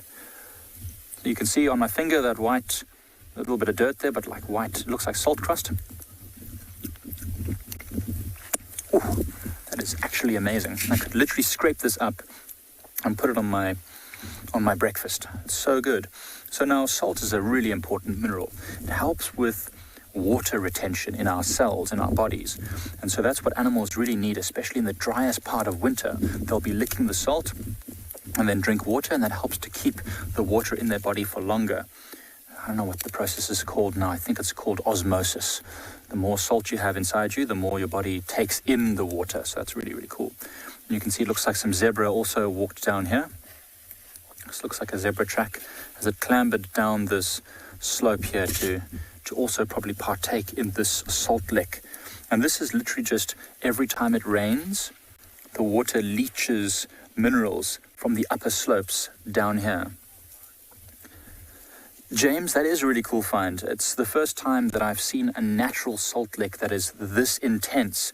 Now, in many reserves all over the world, you put out salt licks or salt blocks around the reserve to help animals find the minerals that they need to survive. And this is the first time I've seen one that's so prominent like this. I'm actually quite fascinated. I've been told that there was one here, but this is the first time I actually saw it. I don't know why I've walked here before. I don't know why I've never seen it here before. You can see there, Johan, just showing you the salt lick travels quite far.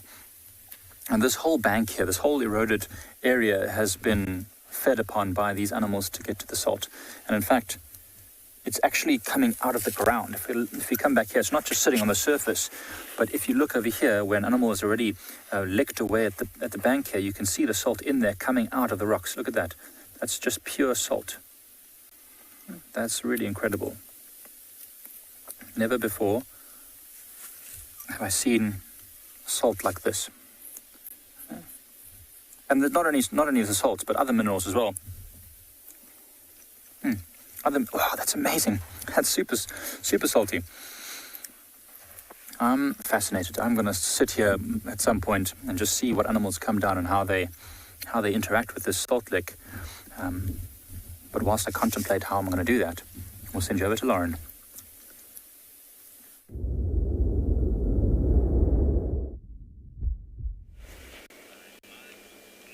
We are just having the best sighting. The Talamatis all squished together up this mound.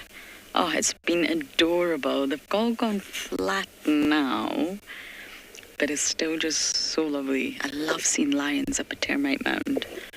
It's not common that you do, and when you do, it's so worth it. We also have a scorpion on the car.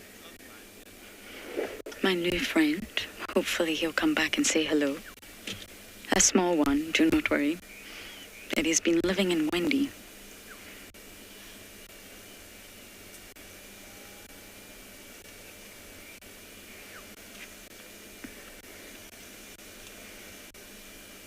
Oh, look at them all. I can count 6. And there's one at the other side of the mound, 7.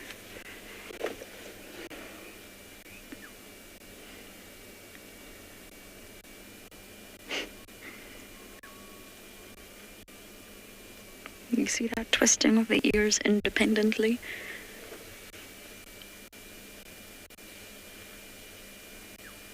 They're able to tell exactly what direction the sound is coming from by moving each ear independently.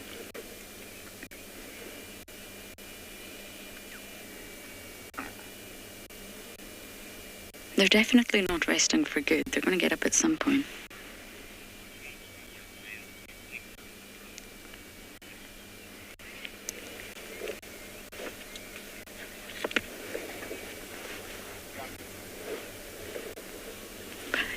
Just say goodbye to another vehicle.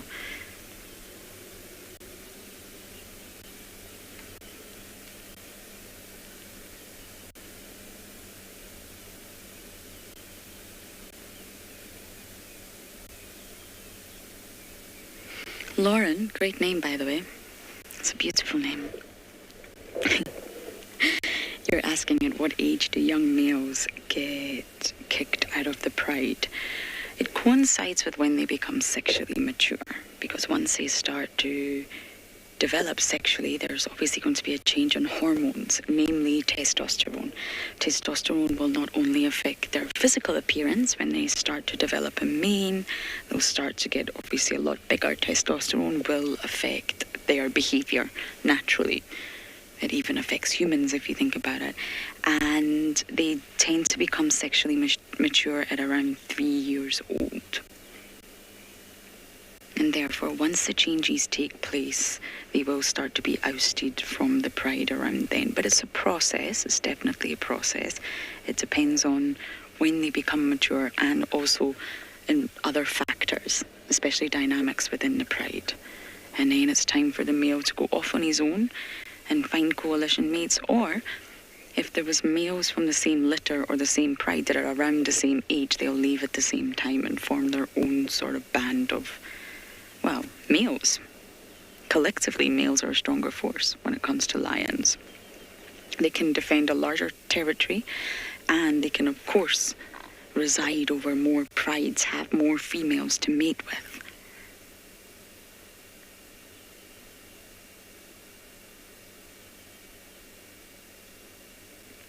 Stunning, stunning views of these lionesses this morning.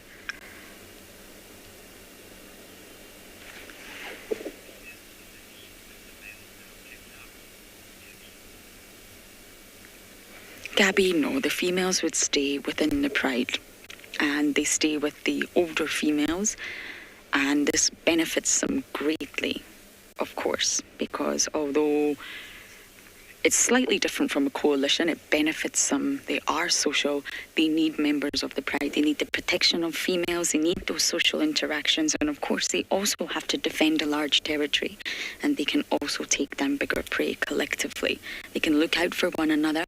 And of course, for females, it's all about reproducing. All about reproducing. Everything a lioness does is about securing the safety of her own offspring as well as the other females. They allosuckle. So if a female was to leave the pride and go join the males, she'll have no safety, no security, no other females to assist her when it comes to raising her young. And then of course the males are going to live quite a life of trying to fit in and establish their own territory as a new coalition in an area. Female would not want to be part of that. She has a guaranteed safety of being in a pride with all of her other lionesses. The bonds in a pride are just, they're really something special. Lionesses, although they can be aggressive when there's food, as we saw last night with the Torchwood Pride, they've got some really special bonds between them. They're very in tune with one another. And the fact that they allosuckle, that's really special. They allow other females' offspring to drink their milk. That's very unique.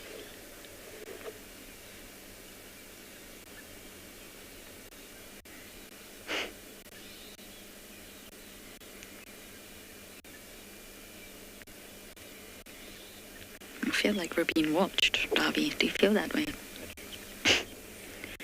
Just having a very good look at us.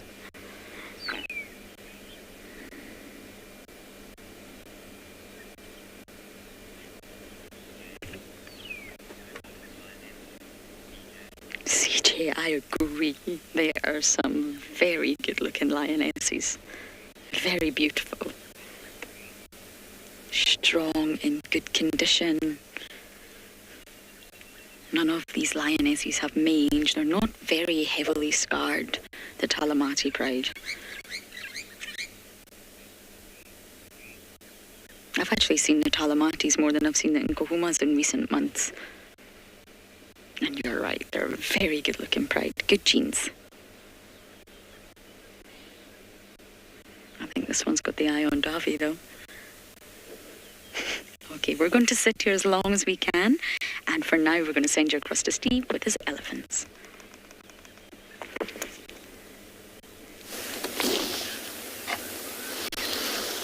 Well, nice to see the Talamatis on Juma. My elephants are still feeding on this Maruda tree, so I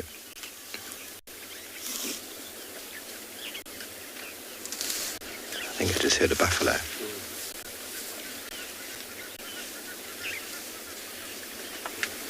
We've been standing by here, anticipation for the buffalo to come through and head towards treehouse.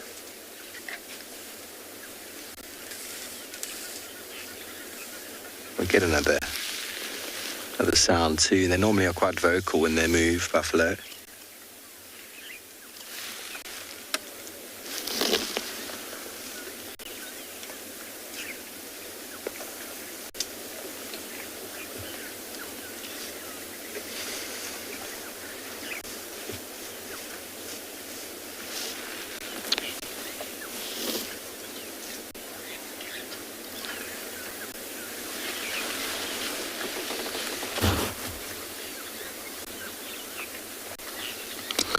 Leopard lover, yeah, they do. They move not necessarily for the food, but where the water is most available.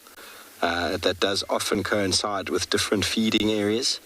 And to be honest, we often have lots of elephants in this area around Marula time and then in middle to late winter.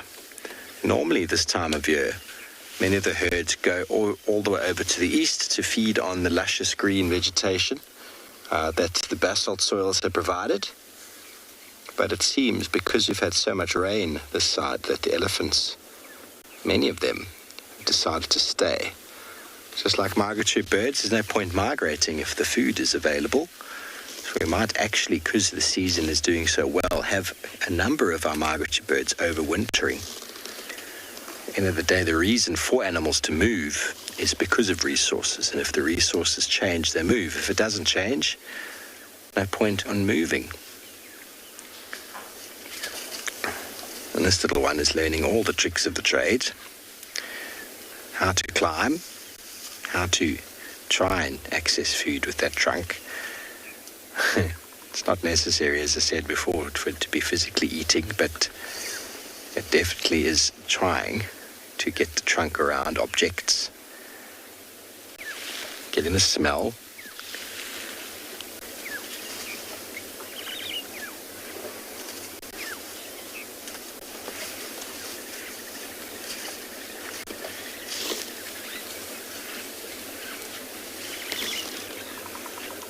Victoria, I don't know, I think I've spent so much time with elephant that nothing that they do surprises me. They make me laugh a lot.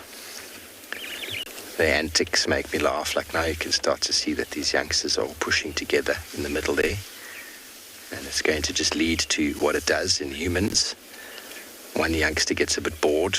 We're standing around here, getting bored now, starts to fiddle, starts to play, starts to cause trouble. So they don't surprise me. You can often predict what they're going to do.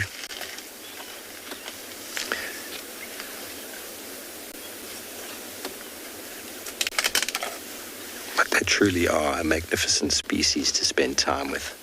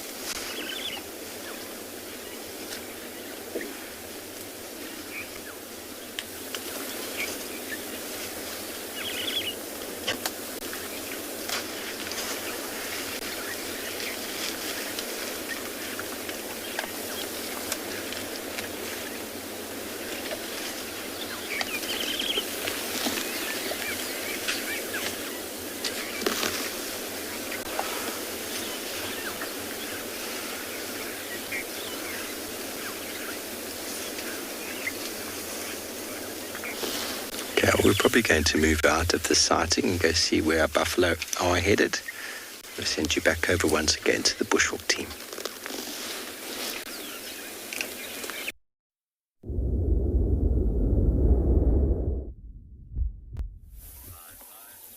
So as you can see, we're nearing Leopard Dam, just passing these beautiful open areas that we walked through a few days ago, and I've noticed something that's changed since the last time we were here. We are getting close to the rutting season. The impalas are soon going to start fighting. The males are soon going to start fighting over the females, and look what is here. We have an old impala dung midden that hadn't been used when we were walking through here last, but now we've got all these individual piles of impala dung starting to appear at these old midden sites. Now that's very cool, because what that is, it's the rams. All the rams in the area are starting to defecate in order to start the process of figuring out who is the most dominant, who is in charge, who is going to be the challengers, who's going to be the undefeated, undisputed champion. And so in each of these dung piles, there is information that is shared between them. They can smell this dung and pick up a whole range of facts about each other. So from their ages relative to each other, testosterone levels, perhaps their hierarchical level from the previous season. It's really cool to see that they've started to do this now. Now, we haven't noticed them fighting yet, maybe a bit of sparring here and there, but that sort of goes throughout the year. Not too much vocalizing just yet, but within the next few weeks, we're going to start hearing that constant noise from the impala rams, just announcing their intent. So that's really awesome. And the reason why I know they're impala rams is because these clumps of dung pellets are rather large. The females tend to have small, rounded pellets. I'll show you now. So this here is what you would think of as a typical female impala pellet. You can see it's small, round, little pellet, because females are a fair amount smaller than the males. And then the males are these ones here. This is a bit fresh, but you can see that one is far larger than that one. Look at that. Look at the difference. Okay. Now they're also much larger, these ones, because they're currently fresh, so they're full of moisture. Not a lot, but there's a bit of moisture there. As they dry out, they will dehydrate and become probably, close to half the size that they are now. But it's still pretty awesome to see the difference there, okay? Now, not all of them will look like that. Some of them are actually very rounded in shape. So here's another male. You can see that one looks more round in shape. Vincent, I'm almost certain that there must be rams that never get to mate with the females.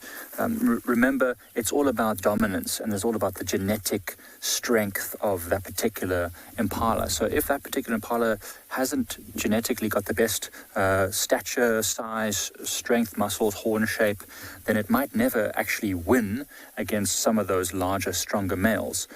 Although there's always exceptions to the rule. There's always sometimes younger males that go at the end of the season when most of the other males are tired and worn out, and there might be a few females that come into estrus late that they get to mate with. Likewise, weaker males might get a chance.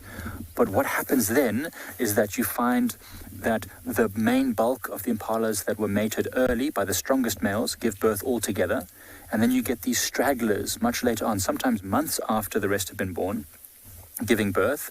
And what happens is those ones are much smaller and weaker than all the others by that point, and so predators will target them, and they'll be usually the first ones to be killed. So nature has a way of ensuring that only the strongest survive, and that's why we have that saying, survival of the fittest. It's pretty great to see that we're about to start seeing the gladiators of the bush having a bit of a battle royale.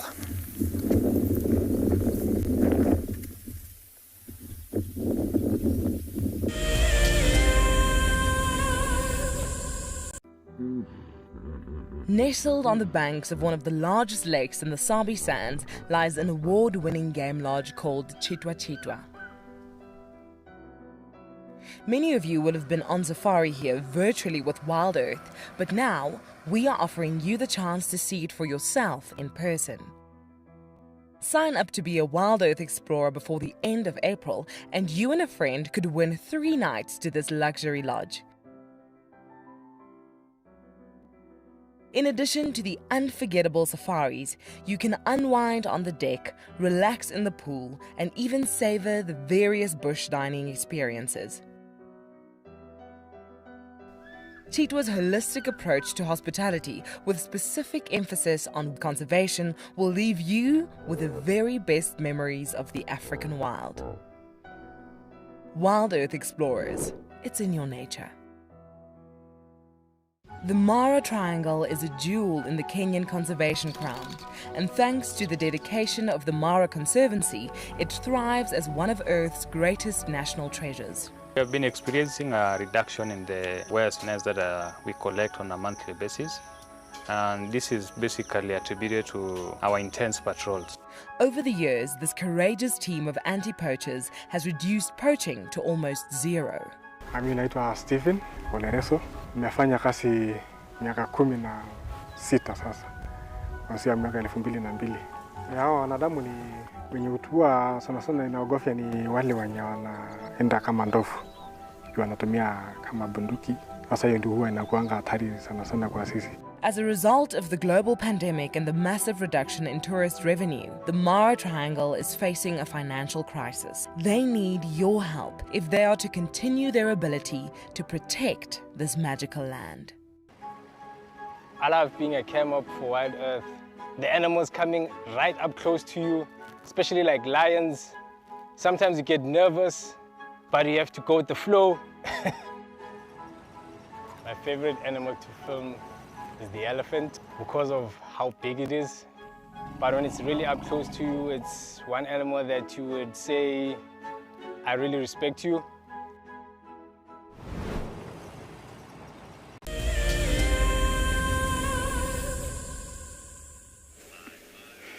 I think I miscounted earlier because we've just found another one who's buried herself so deep in the thicket. Perfect little hiding spot, so I said 7. I'm now going to change that to 8.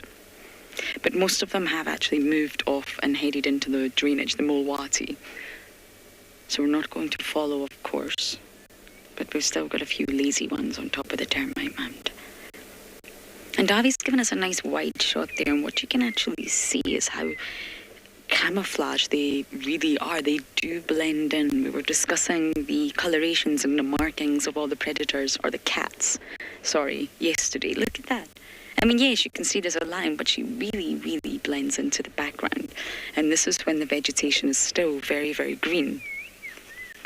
And of course, when the vegetation is more monotonous and yellowy, very barren, if you like, they also blend in terribly well then as well. And that's exactly why they are tawny. They don't have spots or rosettes or stripe to break up the body outline, but they're very camouflaged, especially in an environment like the Lowveld where we are right now. They do, of course, have some spots on their inner thighs and their tummy, but that's not necessarily completely visible when they're moving. Look at all those wrinkles.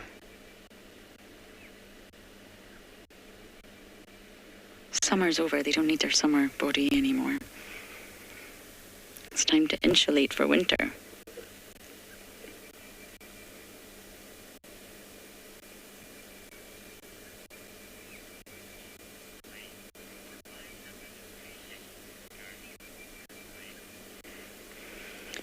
Wayne, I'm not sure. I think you've got to, when you ask that question, think locally and then globally. And of course, there's lots of conservation bodies working on various different things, protecting lions, collaring lions, and also relocating lions to try and mix up gene pools and spread the populations. So they're very much protected. But of course, there's lots of illegal activity, as always, with many protected species out here, from your lions, your elephants, your rhinos, your pangolin. So the best tool that I normally use is the IUCN Red List. I mention it a lot, I know that, but it's just a great website. It's a great tool for up-to-date information. And they actually released an article just the other day about the African savanna elephant. and they have declared the populations to have decreased by at least 60% over the last 50 years, and that's a declaration by the IUCN. You can actually sort of go on the website and you'll be able to read that article. But for the lions, I'm sure they still have it listed as populations decreasing. But it's hard to monitor because some populations may be... Well, she didn't want to be left behind. Some populations are decreasing and some are thriving in particular areas. So IUCN doesn't normally establish local populations but goes more global. But as far as I know, I think the populations are still said to be decreasing, I'm afraid. And off we go into the Mulwati. So we are not going to follow, I'm afraid. One, the Mulwati's still off bounds and this drainage is very, very tricky. But what I do think we can do is possibly look from the other side, see if we can find them, and if not, head to the hyena den. Once again. I spend most of my drives at the hyena den. But we saw Ribbon and Intima this morning under Mulwati's kill. No sign of Mulwati, I'm afraid. That warthog does look rather finished, but Ribbon and Intima were there with their patience pants on.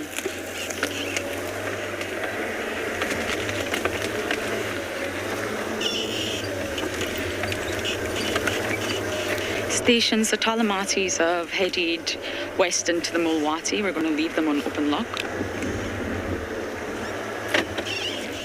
Okay, let's bumble on and see what else we can find. But I think it's good. I think the Talamatis will still be here this afternoon, and they do appear to not have full bellies. And it's still very cool, still overcast. I'm determined not to put a jacket on until it really does get cold. I'm trying to be brave. I'm trying to be Scottish. Okay, as I bumble on, we're going to send you guys across to Mike in Pridelands.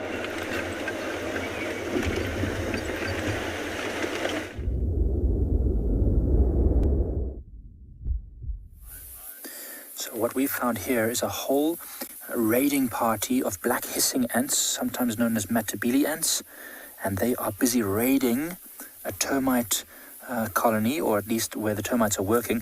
There's some just in there. There's some there that have just caught a whole bunch, but the termites have retreated, and there's a bunch here which have managed to find some termites just in there. But it looks like the termites are sending signals quickly to seal up their holes and move into their tunnels as quick as possible. Now these ants, these big ones, these are, hunters. They are specializing in catching termites. And what they're doing now is they're roaming through this litter of dead grass material looking for any termites that might have been out. Remember, it's a very cloudy day, nice and cool, humid, good conditions for termites to be active. So that's what these ants are looking for. And now there are two different sizes of these ants. I'm not sure if you can see that. There are big ones and much smaller ones. Now the very small ones are the ones that go into the termites' tunnel systems and kill termites and bring them out so that the much larger ones can carry them. Now the large ones can also fight and sting, but they just can't reach inside. Look over here. You can actually see some of the small ones going in there, killing some small termites, and then bringing them out for the larger Matabele ants to carry away. Do you see that? Now they sting, remember? Matabele ants can bite, but their main way that they immobilize their prey, which is the termites, is to sting them. And their sting is very painful. It's very similar to that of a bee. And this is probably the only entrance that they found, although there's another clump of them just to the right, which are just in here, also bringing out a whole bunch of termites. So it seems like there's two entrances that they've managed to locate. But it's a slow process, this one. There's not a lot of entrances, so the big termites cannot get inside, and only one or two of the smaller Matabele ants can actually fit inside at a time. I can just, listen to that.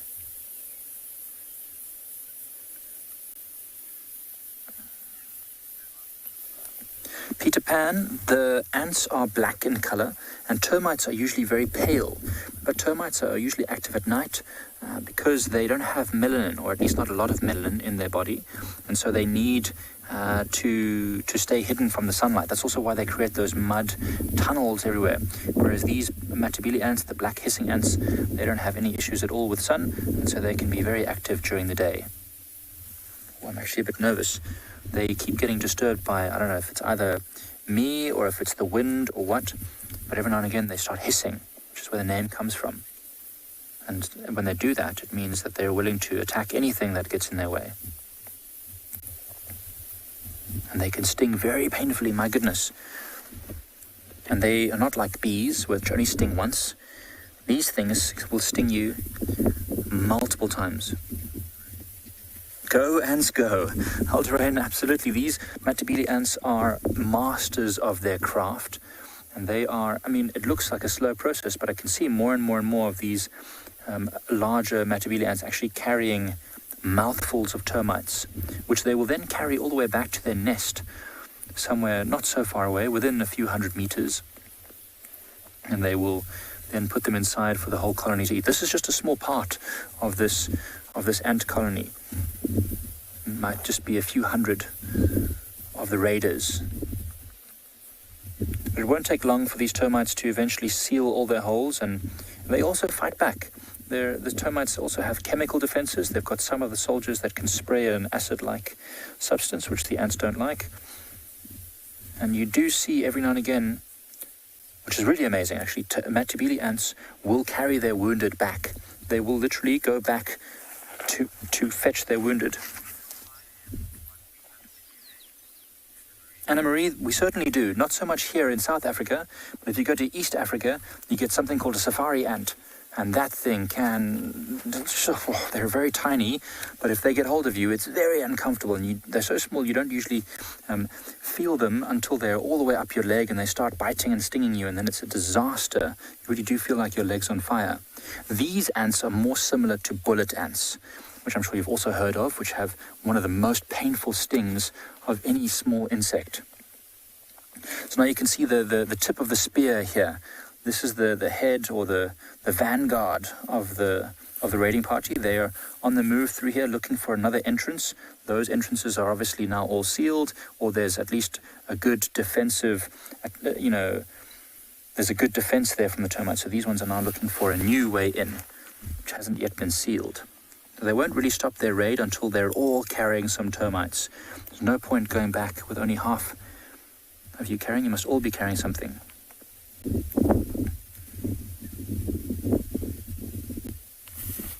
Yeah, see, look, they found an entrance. Look at them all attacking that one entrance there. So they can't dig very well, but they are able to remove some of the debris out the way so they can fit inside. So let's have a look. What are they doing? Are they going to be bringing out any termites? Remember, it's the small Matabele ants that are going in there. The big ones will remain on the outside, defending against any attackers. Let's see if any termites get brought out. Oh, there you go. There's a termite. There's another one. Yep, they've managed to get at them again from a different angle. Wow, this is fascinating to watch. Oh, look at that. You can see them all freaking out. I think I got a bit too close there for a second. But they are bringing out termites en masse. So the termites are very tiny. These are all the drones. These are all the workers who just busy tend the colony. They bring the dead grass material underground. They make the tunnels. These are no soldiers here. If you look closely, you'll see those Matabele ants actually stinging them. They bend their abdomen up and they sting the termite. Oh, there's a whole bunch of termites here by my feet. Let me move out the way. Oh. Just here, there's a whole bunch of termites in there. They're about to get absolutely annihilated by these Matabele ants. Oh, it almost looks unfair. Look how small they are, and they've got no defense. These termites, these workers have absolutely no defense against the Matabele ants. All they can do is try and keep out of the way. Oh, look, I'm watching them get stung. This is amazing.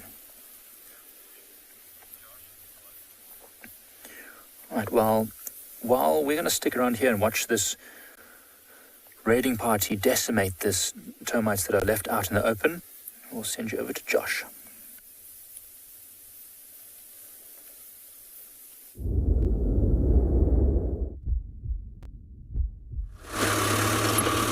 Well, folks, I never expected to listen to such a military game drive, for lack of a better term. But it is true. Ants definitely do raid termites, and it is quite amazing to see. So we're in the north, trying to see what we can find. But everything's hiding this morning. It's a very quiet morning. Nice and relaxed, but all our big game is definitely not here.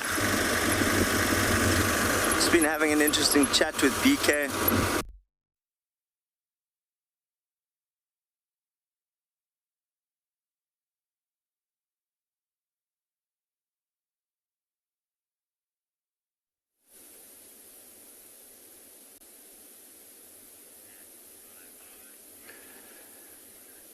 If you look down here, you can see we've got some elephants. That sand looks like if there's no grass growing in it, that's a dry riverbed. Even though it's a dry riverbed, if you look carefully, you can see some wet spots in that riverbed where the elephants are. There's a young one coming down. And those wet spots, it's just because these elephants are digging for water in this riverbed.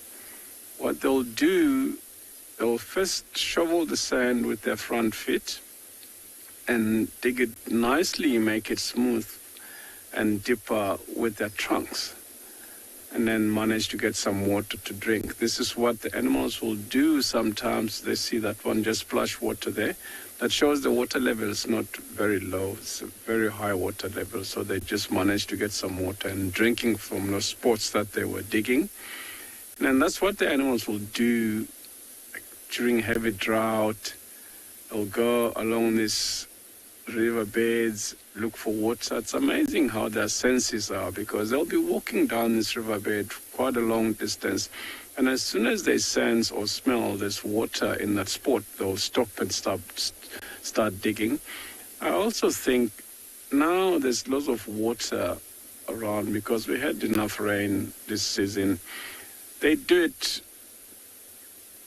like that. It's not because they don't know where to find water. As you can see in front of that big one that's walking slowly, there is a small puddle of water from the rain, but they didn't want to go drink there. They could have easily went and drink there. It's just because they also like sweet and clean water. This is, I personally think they're also doing it as part of survival, just to teach the young ones how to find water when the water is not there, which is quite cool. So the young ones are learning from the adults how to go and get some water if they walk past this.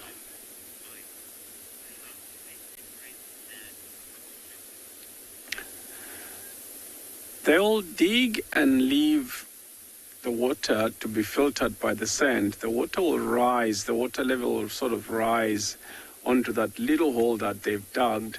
And when they drink, they sort of like pinch the trunk and then filter the sand so it doesn't come into the trunk. So they'll drink the water and throw the rest that they feel like it's got sand in it.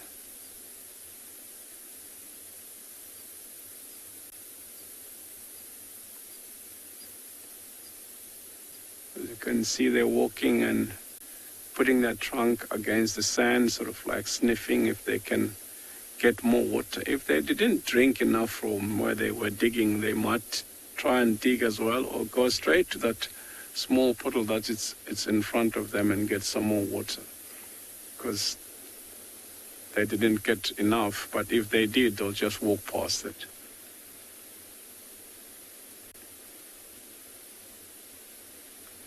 See that one on the far left in front is walking straight towards that water.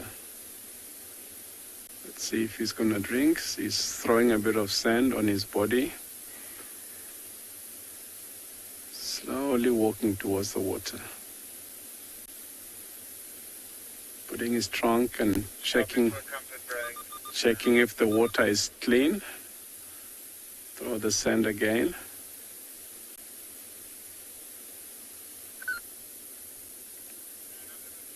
Yeah, sometimes after drinking, they'll just go take a bath in that water. If they think that water is not clean enough for them to drink, they'll just go in and take a little bath when it's really hot, just to cool themselves down. You see the one on the left is splashing the water now.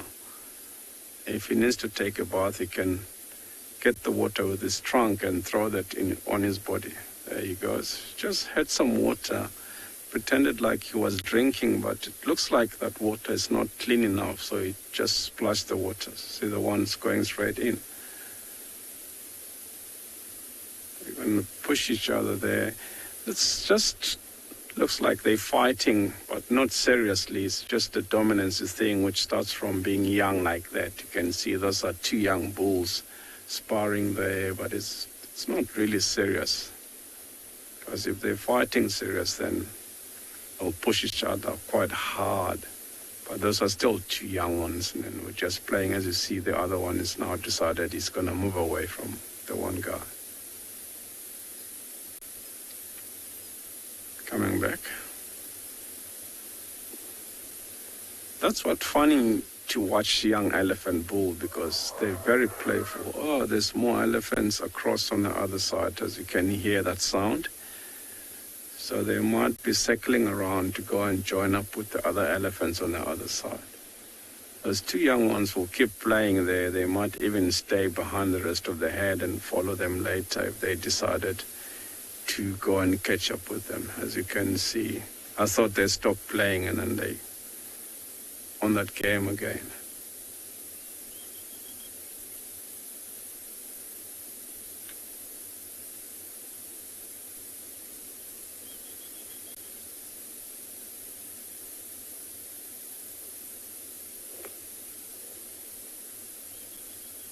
You can see the adult walking away from them because, you know, they're not in trouble. Otherwise, if they are, because these animals can help each other.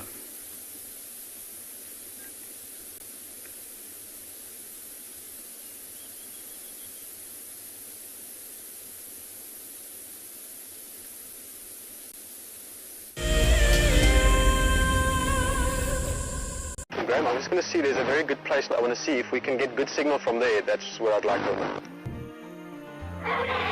Welcome to dawn in the African bush. How cool is this? Can you believe it? Those cubs are now only 10 feet from us. Unbelievable. Elephants chasing wild dogs chasing elephants. Pandemonium! Watching how WildEarth has grown since 2007 has been truly remarkable. On the 27th of April this year, WildEarth will be turning 14, and we would love to hear from you.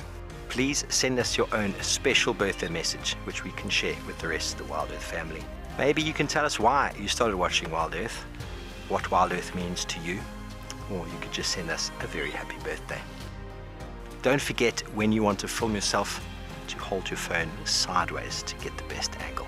When you are ready, you can email your videos through to birthday@wildearth.tv. So in 1998, we had this idea to go and put a live web camera on a waterhole somewhere in the Sabi sands next to the Kruger National Park. And I approached just about every single landowner, and everybody thought I was completely crazy until I met Yuri and Pippa Moorman. We thought it was definitely a fun idea and a worthwhile thing to experiment. And it immediately became a runaway success. And it gave people all around the world the opportunity to watch a little piece of Africa, day and night. Back in 1998, it was the very early stages of the internet. And all we were able to do was to get a 30-second refreshing JPEG out of that camera. But over time, what we began to do is focus more and more on trying to develop this concept of giving people the opportunity to go on safari. Even though we live just 500 meters up this hill, we still put the camera on to see what's happening. Absolutely, we watch it ourselves. My name is Taylor McCurdy and I work for Eco Training. I love hearing from all of the viewers. However, I particularly enjoy those of you who have been watching for a few years. Your questions are just so advanced and they really get me thinking. If you'd like to ask a question on WildEarth, you need to register on our website. Once you've done that, head to the live safari page and submit your questions below the live feed.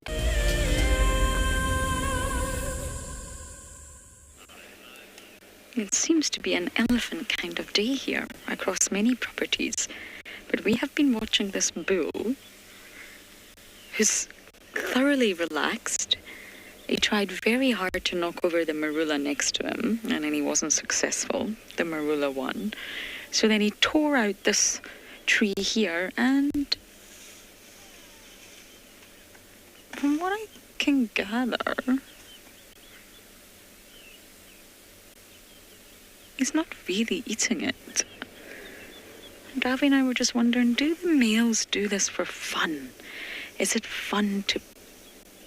Look at this one's tusks, Davy. Look at the difference in the tusks. Oh my goodness. You see that? Wow. I think it was one of our locations was discussing elephants being either right-handed or left-handed. But this is a dramatic difference. Wow, elephants are coming out of everywhere. Little youngsters. But yet, Tavi and I were just discussing, do the bulls just enjoy pushing over trees because they can? Oh, look at this, look at this. Everybody's coming out of it.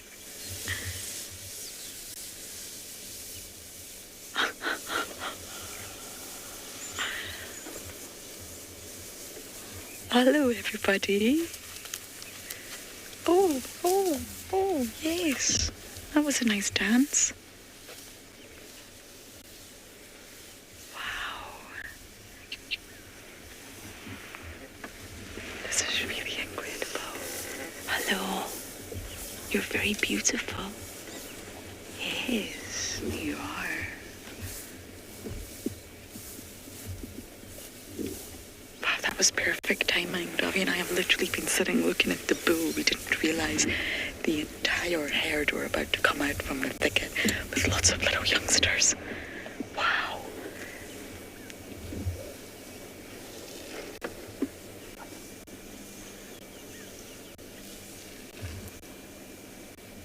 I cannot believe the difference in this one's tusks.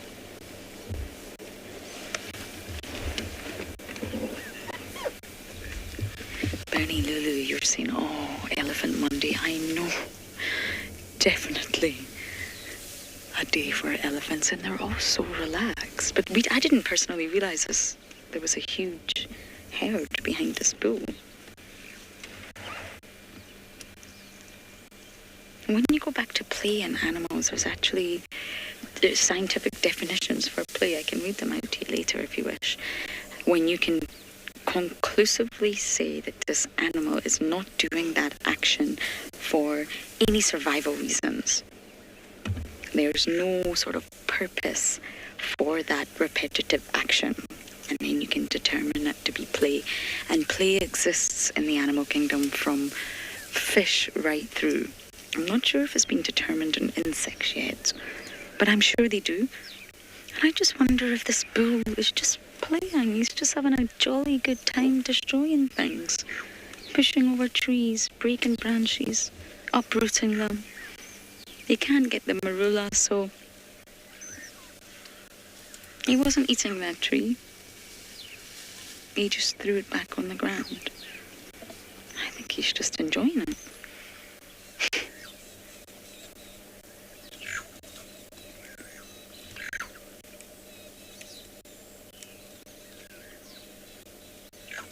Can you hear the starlings? The starlings are following this elephant herd.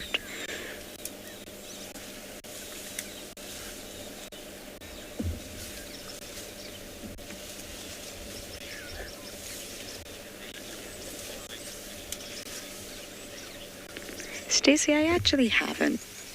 Young baby elephants normally either just sort of stay extremely close to mum, follow mum's every step. Maybe when they start to learn how to use their trunk, because it's a process, then they start to pick up branches and twigs and sort of think, what do I do with this? How do I maneuver my trunk to get this in my mouth?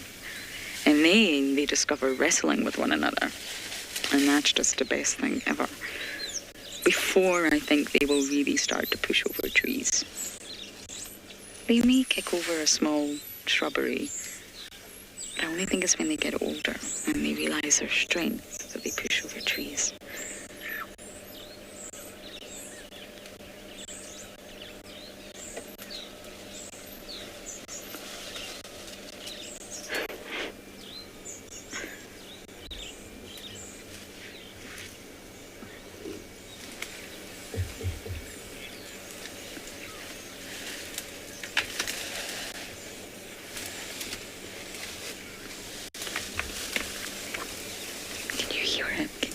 Pushing over the bush.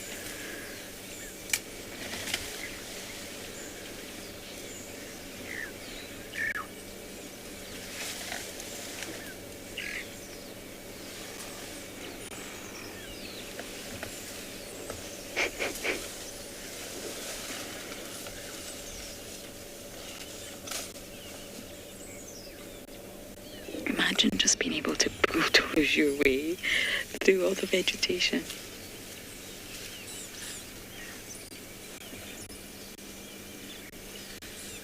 They're one of the strongest, most powerful animals out here. Nothing can stand in their way. Unless it's a very strong marula tree, of course.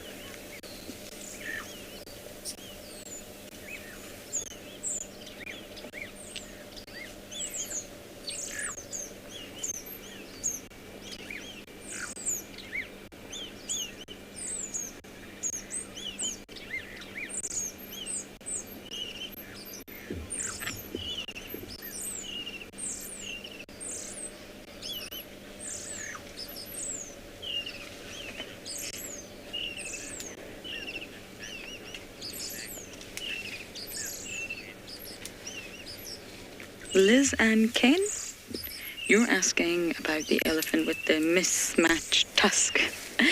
I don't think so. I don't think it would be related to Fang. What's happened to that elephant is that I think it has been mentioned already, but they do have a dominant side, and they will have one tusk that they actually term the master tusker. And the master tusker will be the tusk that is on the more dominant side of that elephant. So that elephant that we just looked at was very much dominant on her left side. So in human terms, we would call that left-handed. So that means she uses her left tusk so much more to dig, to tear up bark, to strip bark and wring bark. And the tusk is just worn down a lot more than the right side. So her master tusk is her left tusk. She's just worn it down so much and most likely not used her right tusk at all. And that's why it's so mismatched. It's not genetics. It's just from how she's been using the tusks. And all elephants, just like humans, have a dominant side. Some of us are left-handed, some of us are right-handed, some of us are ambidextrous, but generally speaking, you have one dominant side, and it's exactly the same for elephants. Rarely will you find an adult elephant with equal-sized tusks, but that was quite a dramatic difference, absolutely, but I don't think related to Fang, no.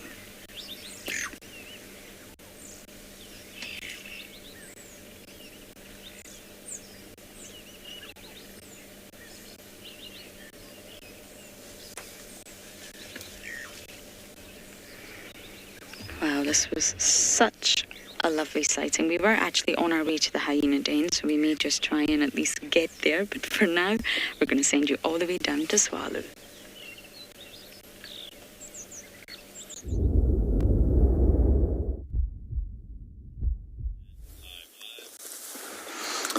So folks, we found a scene that sort of just stopped us. There's an incredibly long Southveld grass here, but these gemsbok standing in it, those mountains behind them, is quite the scene.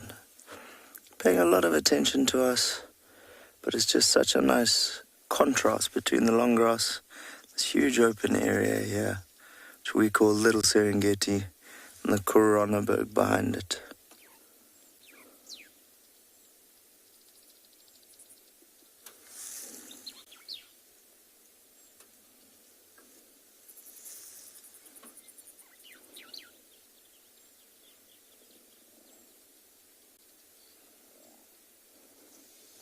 Still seems so odd to me seeing gemsbok in such a long grass.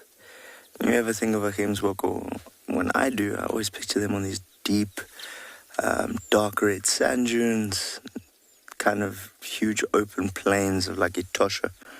But here we have them getting lost in the grass with mountains behind them. It's about 5 or 6 in this area at the moment. It's a small breeding herd by the looks of things.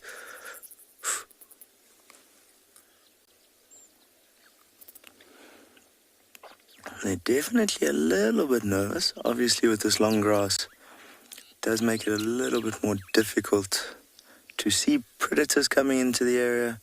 Our 2 cheetah brothers are famous for liking in this area for hunting in specific.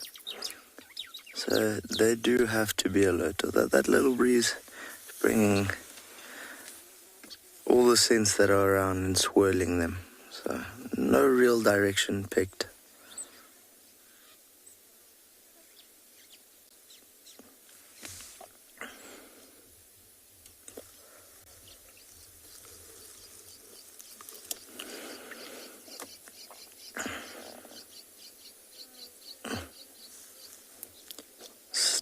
Stunning image.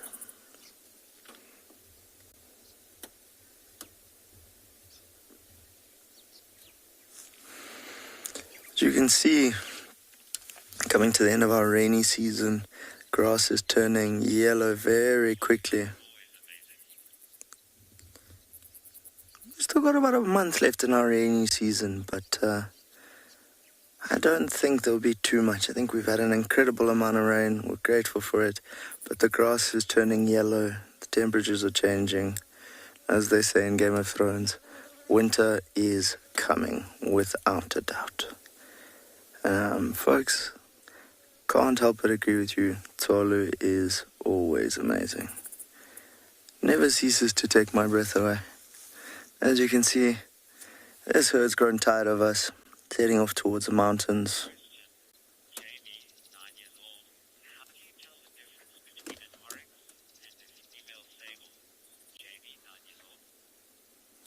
How do you tell the difference between an RX and a Female sable.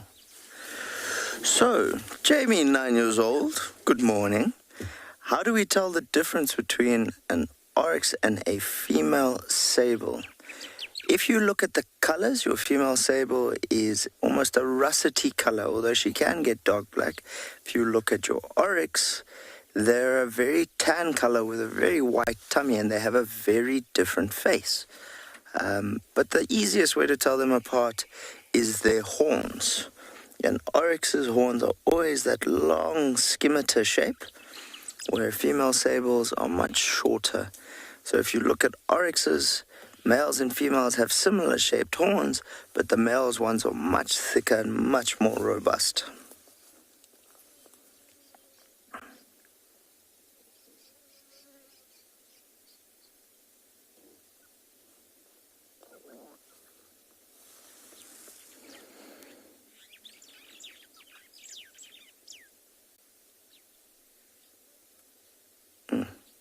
It's a very peaceful scene. I do often think, looking at the Coronaberg Mountains, that they look like they've been painted in a little bit of watercolor or something. There's many an artist who's tried to capture the beauty that is Tswalu. I think they've all caught a facet of it, but I don't know if anyone's ever captured the essence of it. This herd's making sure they know exactly where we are.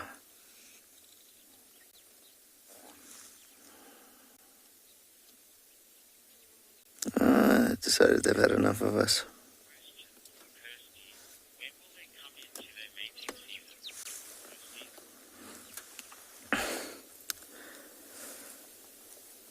So we've just had a question from Kirsty asking, when will these animals come into their mating season? Now, they'll generally mate all year round if my memory serves me correctly.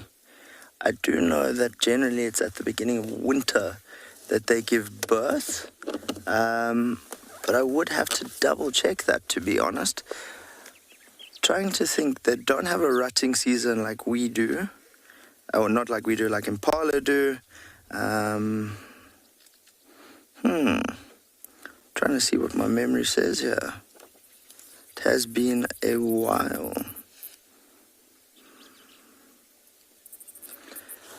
Kirsty, I'm going to have to double check that for you, I must say. As far as my memory serves, they mate all year. But generally the young are born into the beginning of winter. But I'm actually just going to quickly double check.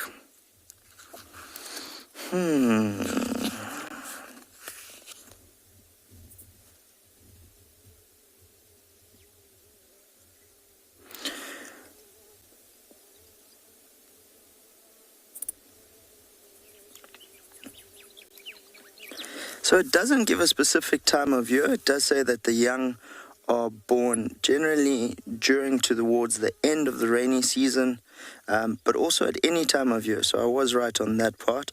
Obviously, the rainy season would make sense. There's more food for the mother, and it allows her just to be able to create that great gift, milk, that all mammals are capable of doing. So I was right about them mating all year round. But it's a 264-day gestation period. But there's nothing said about the specifics of the breeding season. So I do hope that helps. But like all things, it's not always a solid answer.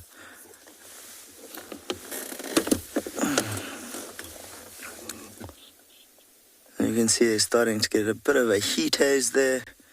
It is warming up nicely today. So we're going to leave these oryx and our stunning vista, and we're going to send you across to Steve at Juma. Enjoy.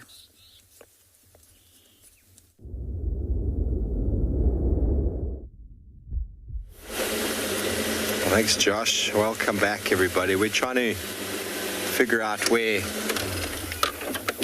Talamati Pride got to. They went into the Moati heading west, which is sort of this direction. So just having a look for some tracks. Nothing seems to have come out this way yet. I thought they might have walked along the drainage.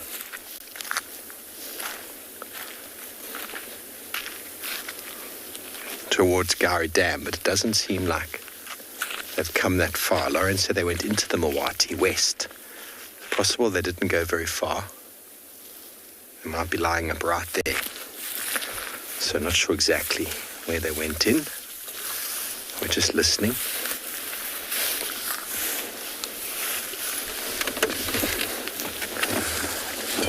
Sometimes that's all you need to do to find predators. Just switch off and listen.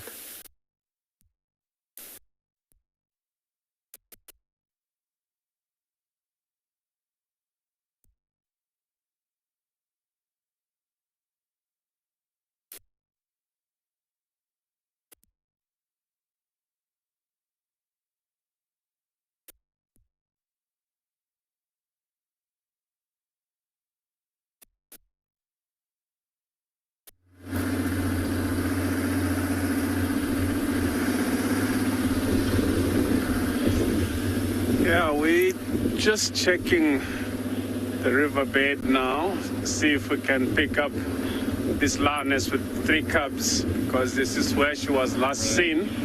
So we're hoping that she's lying somewhere in the riverbed, but no sign of her at the moment. We're just gonna check the other side, because we just checked the top bank now and there's no sign of her. So we're hoping that she's on this side. Otherwise, if she's not, she might be lying on the road on the other side. We just gonna loop around. If there's nothing in the riverbed, we'll loop around onto the road and check that area, see if we can have any luck. Otherwise, yeah, normally they'll be found lying somewhere in front of us in those bushes there. We just hope they stay here somewhere. It will be really nice because we saw them last night hunting. It will be really nice to see if they got successful or not. And then that will be nice to see that they feed well because those cubs are still young, so they need to eat very often. This is where they were yesterday and left from here.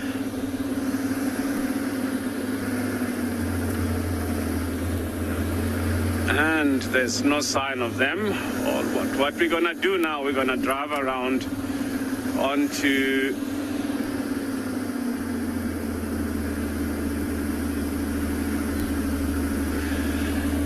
Now, the fair does not get thicker to prepare for winter. They just have that as their normal the whole year round. Not like some of the animals in other countries that will lose their fair or drop their horns and get prepared for winter. But these animals keep it as it is.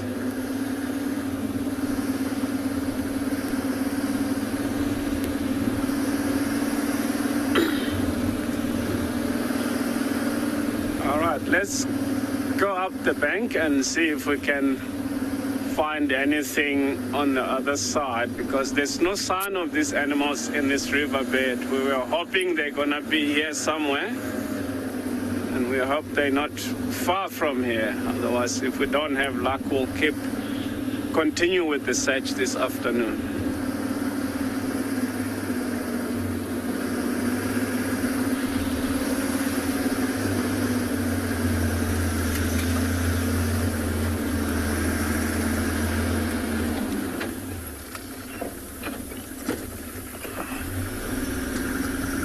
Now we're off.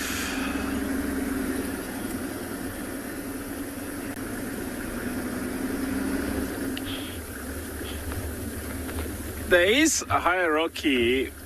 Normally it will happen to be the oldest lioness within the pride, and then she'll be in charge of the whole pride, and then she'll always lead them and communicate with the rest on what to do, when to go and hunt, and then if time comes, then she's the one which is gonna lead the way most of the time. Yes, there's always one alpha female that leads the pride.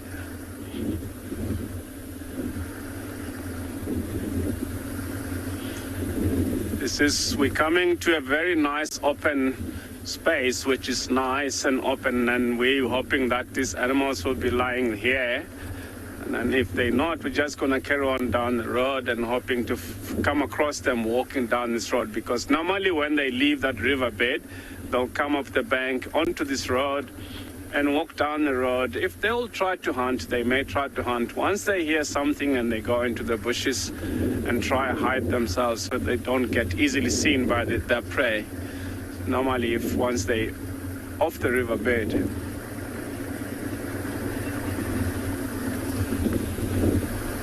Yeah, we're just going to continue down this road. This open here, I thought that's where we will get lucky to find them, but still nothing so far. And then we're going to try carry on down the road and see if we can get lucky along this road.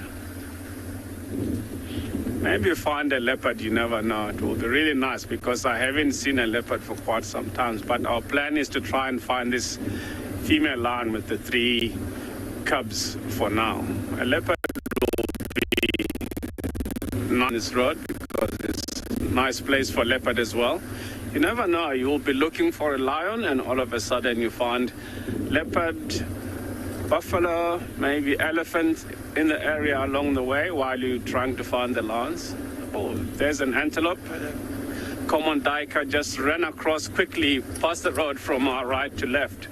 Unfortunately, it didn't stay that long for us to watch it.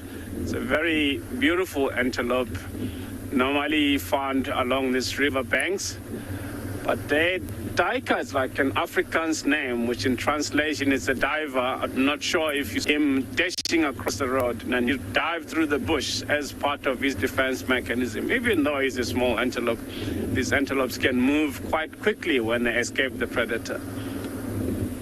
So there is another crossing up ahead of us. We're just gonna go in and drive up the riverbed to see if this lance didn't go down into the riverbed again, because sometimes when they come onto the road, they'll go back down and lie somewhere in the riverbed. And then what we're gonna do, we've checked the other side further down behind us, and then we're gonna go into the riverbed again and check west along the riverbed, see if we can have any luck. So stay with us while we're trying to find this lance. Now,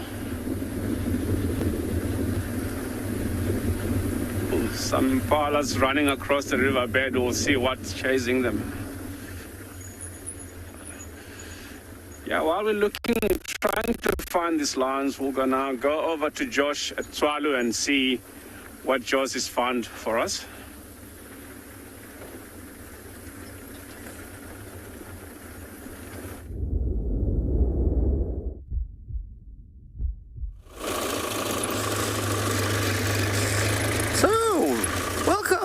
You find us bumbling along. So far, we seem to have found an incredibly large sociable weaver's nest. I'm just going to stop here. Conversation I was having with one of my colleagues yesterday was over the different kinds of weaver's nests we have here on Tswalu. So predominantly 3 different types of nests, although we do know of a 4th that has been seen here, but neither one of us have seen. So obviously this massive construction here, your sociable weaver's nest, can weigh up to a metric ton, is made out of primarily grass matter, and as you can see, there's just a little bird popping in and out there every now and then, which is quite cool. We have our southern black-masked weaver's nest, which is that lovely little egg-looking cup, as well as our white-browed sparrow weaver's nest, which is that incredibly untidy clump. So we know we get these 3 here, and they are all very different, with this being the largest. But we also get your red-billed buffalo weaver on Tswalu. So I have seen the bird, although none of their constructions, and that is made out of a massive pile of thorn branches. So it just does fascinate me how one species of bird, or one family of birds, can create so many different nest types. These nests are home to more than just your social weavers. You will see pygmy falcons taking over a chamber potentially, acacia-pied barbets, and I believe one of the firefinches, your African firefinch, has also been recorded.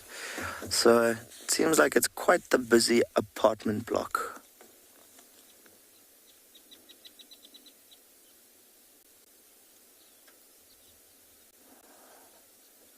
I say, I do feel sorry for this tree. That nest looks like it weighs a fair amount. So these nests can potentially break the tree limbs that they are in, especially during the rainy season when they get waterlogged. So you can imagine that just adds a lot more weight. If that nest does fall, everybody inside's got a bit of a problem, that's for sure.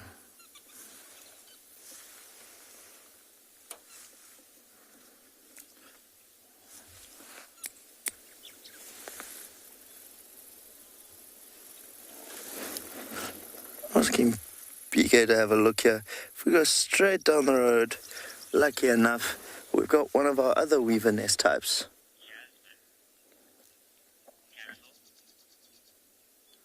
So our white-browed sparrow weaver nest, and you can see maybe a slight difference in size, shape, design. There's quite a large difference going on there. So that is a giant scruffy ball of grass with more than one entrance to confuse predators. But yeah, there's just a little bit of a contrast between the two weaver species. how different they are.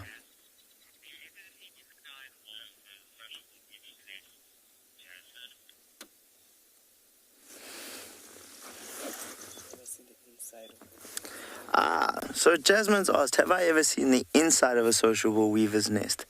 It's made up of lots of little chambers, like a honeycomb, Jasmine.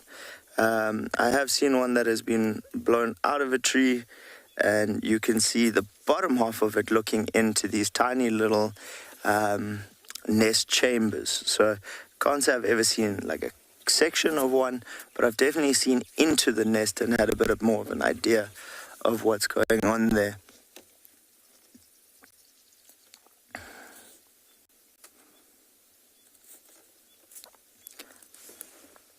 I know better than to stand underneath them as well, apart from the fact that you never know what bombs might land on you. They are often the home of Cape cobras here at Tswalu, so not unusual to find them. And Tilo Beck, who does our Cape Cobra research project, actually often finds his research animals around these nests. Obviously, they are a major source of food for the snakes. And that's where that lovely mutualistic relationship between our pygmy falcon and our sociable weavers comes in. So quite a lot going on with this very odd-looking nest.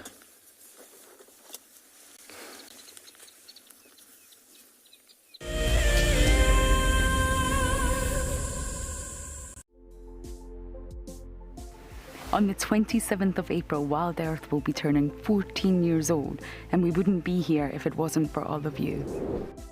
And to celebrate, we will be finishing the beautiful book that we started last year that looks at the history so far. But we do need you to be part of it. Please submit your most memorable sighting, or what WildEarth means to you, or even just your name and a comment to be included inside the book.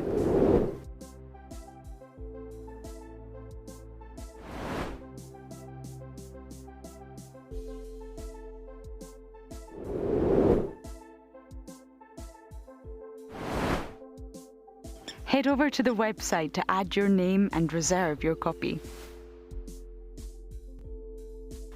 And a big thank you to all of you who have contributed to the book so far.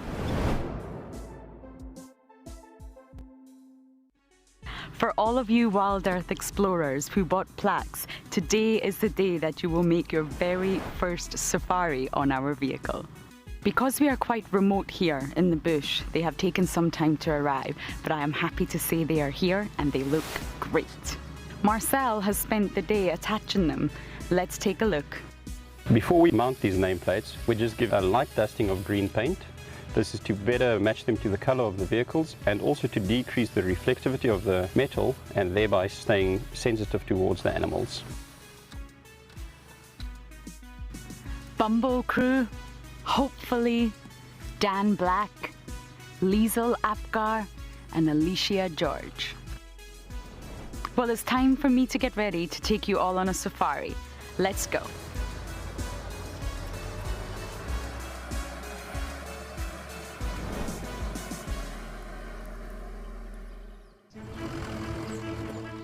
My name is Taylor McCurdy, and I work for Eco Training. I love hearing from all of the viewers. However, I particularly enjoy those of you who have been watching for a few years. Your questions are just so advanced and they really get me thinking. If you'd like to ask a question on WildEarth, you need to register on our website. Once you've done that, head to the live safari page and submit your questions below the live.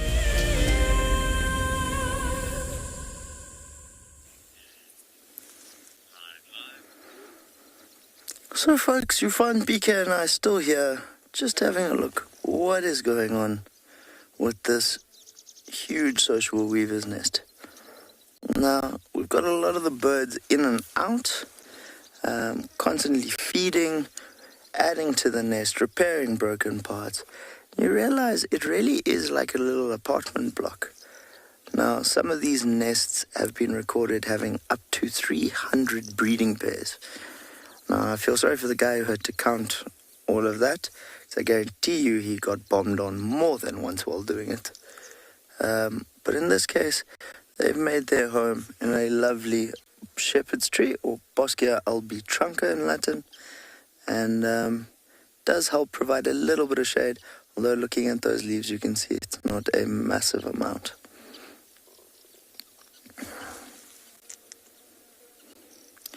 What fascinates me about these nests is something I learned from one of our guides, Carl, who you all know if you've watched the show a bit, is that massive temperature difference between the inside of that nest, keeping those little guys warm, and the outside temperatures. So, looks like we're getting a look here. You get a look. Wait a minute.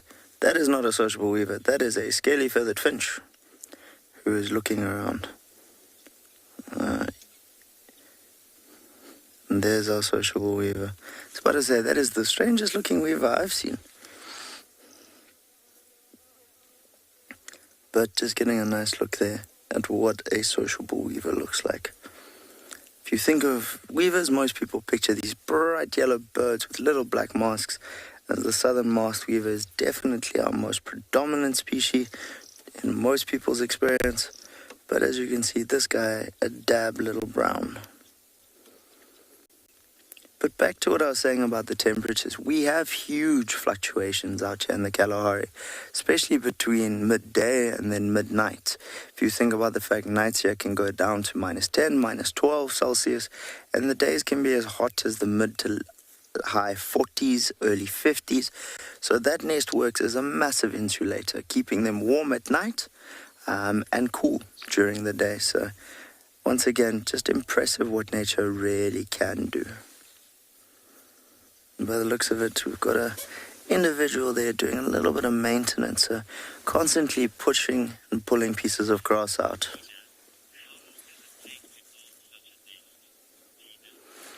So, Tina, looking at the size of this nest, I would say that this is the work of quite a few generations worth of sociable weavers. A nest like this is not built in a single year. This will have been the work of a few years. And you might find, if we were to go and examine around the bottom, that this nest has actually gotten smaller. It does look like there's a bit that's broken off, so you can imagine how big it was in its heyday, for example. But every generation will add a little bit more to it, and then maybe a storm takes away a bit. So they're constantly almost like evolving, if you like. For lack of a better term, they're constantly changing shape, size, everything.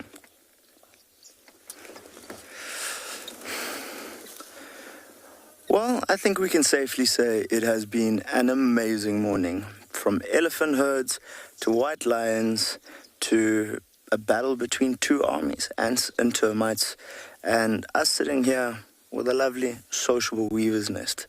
Folks, I do hope you've enjoyed your morning with us on a live safari in the African bush.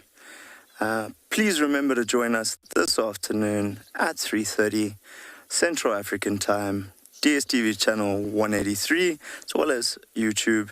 Don't be shy to send in those questions. We love them, and we look forward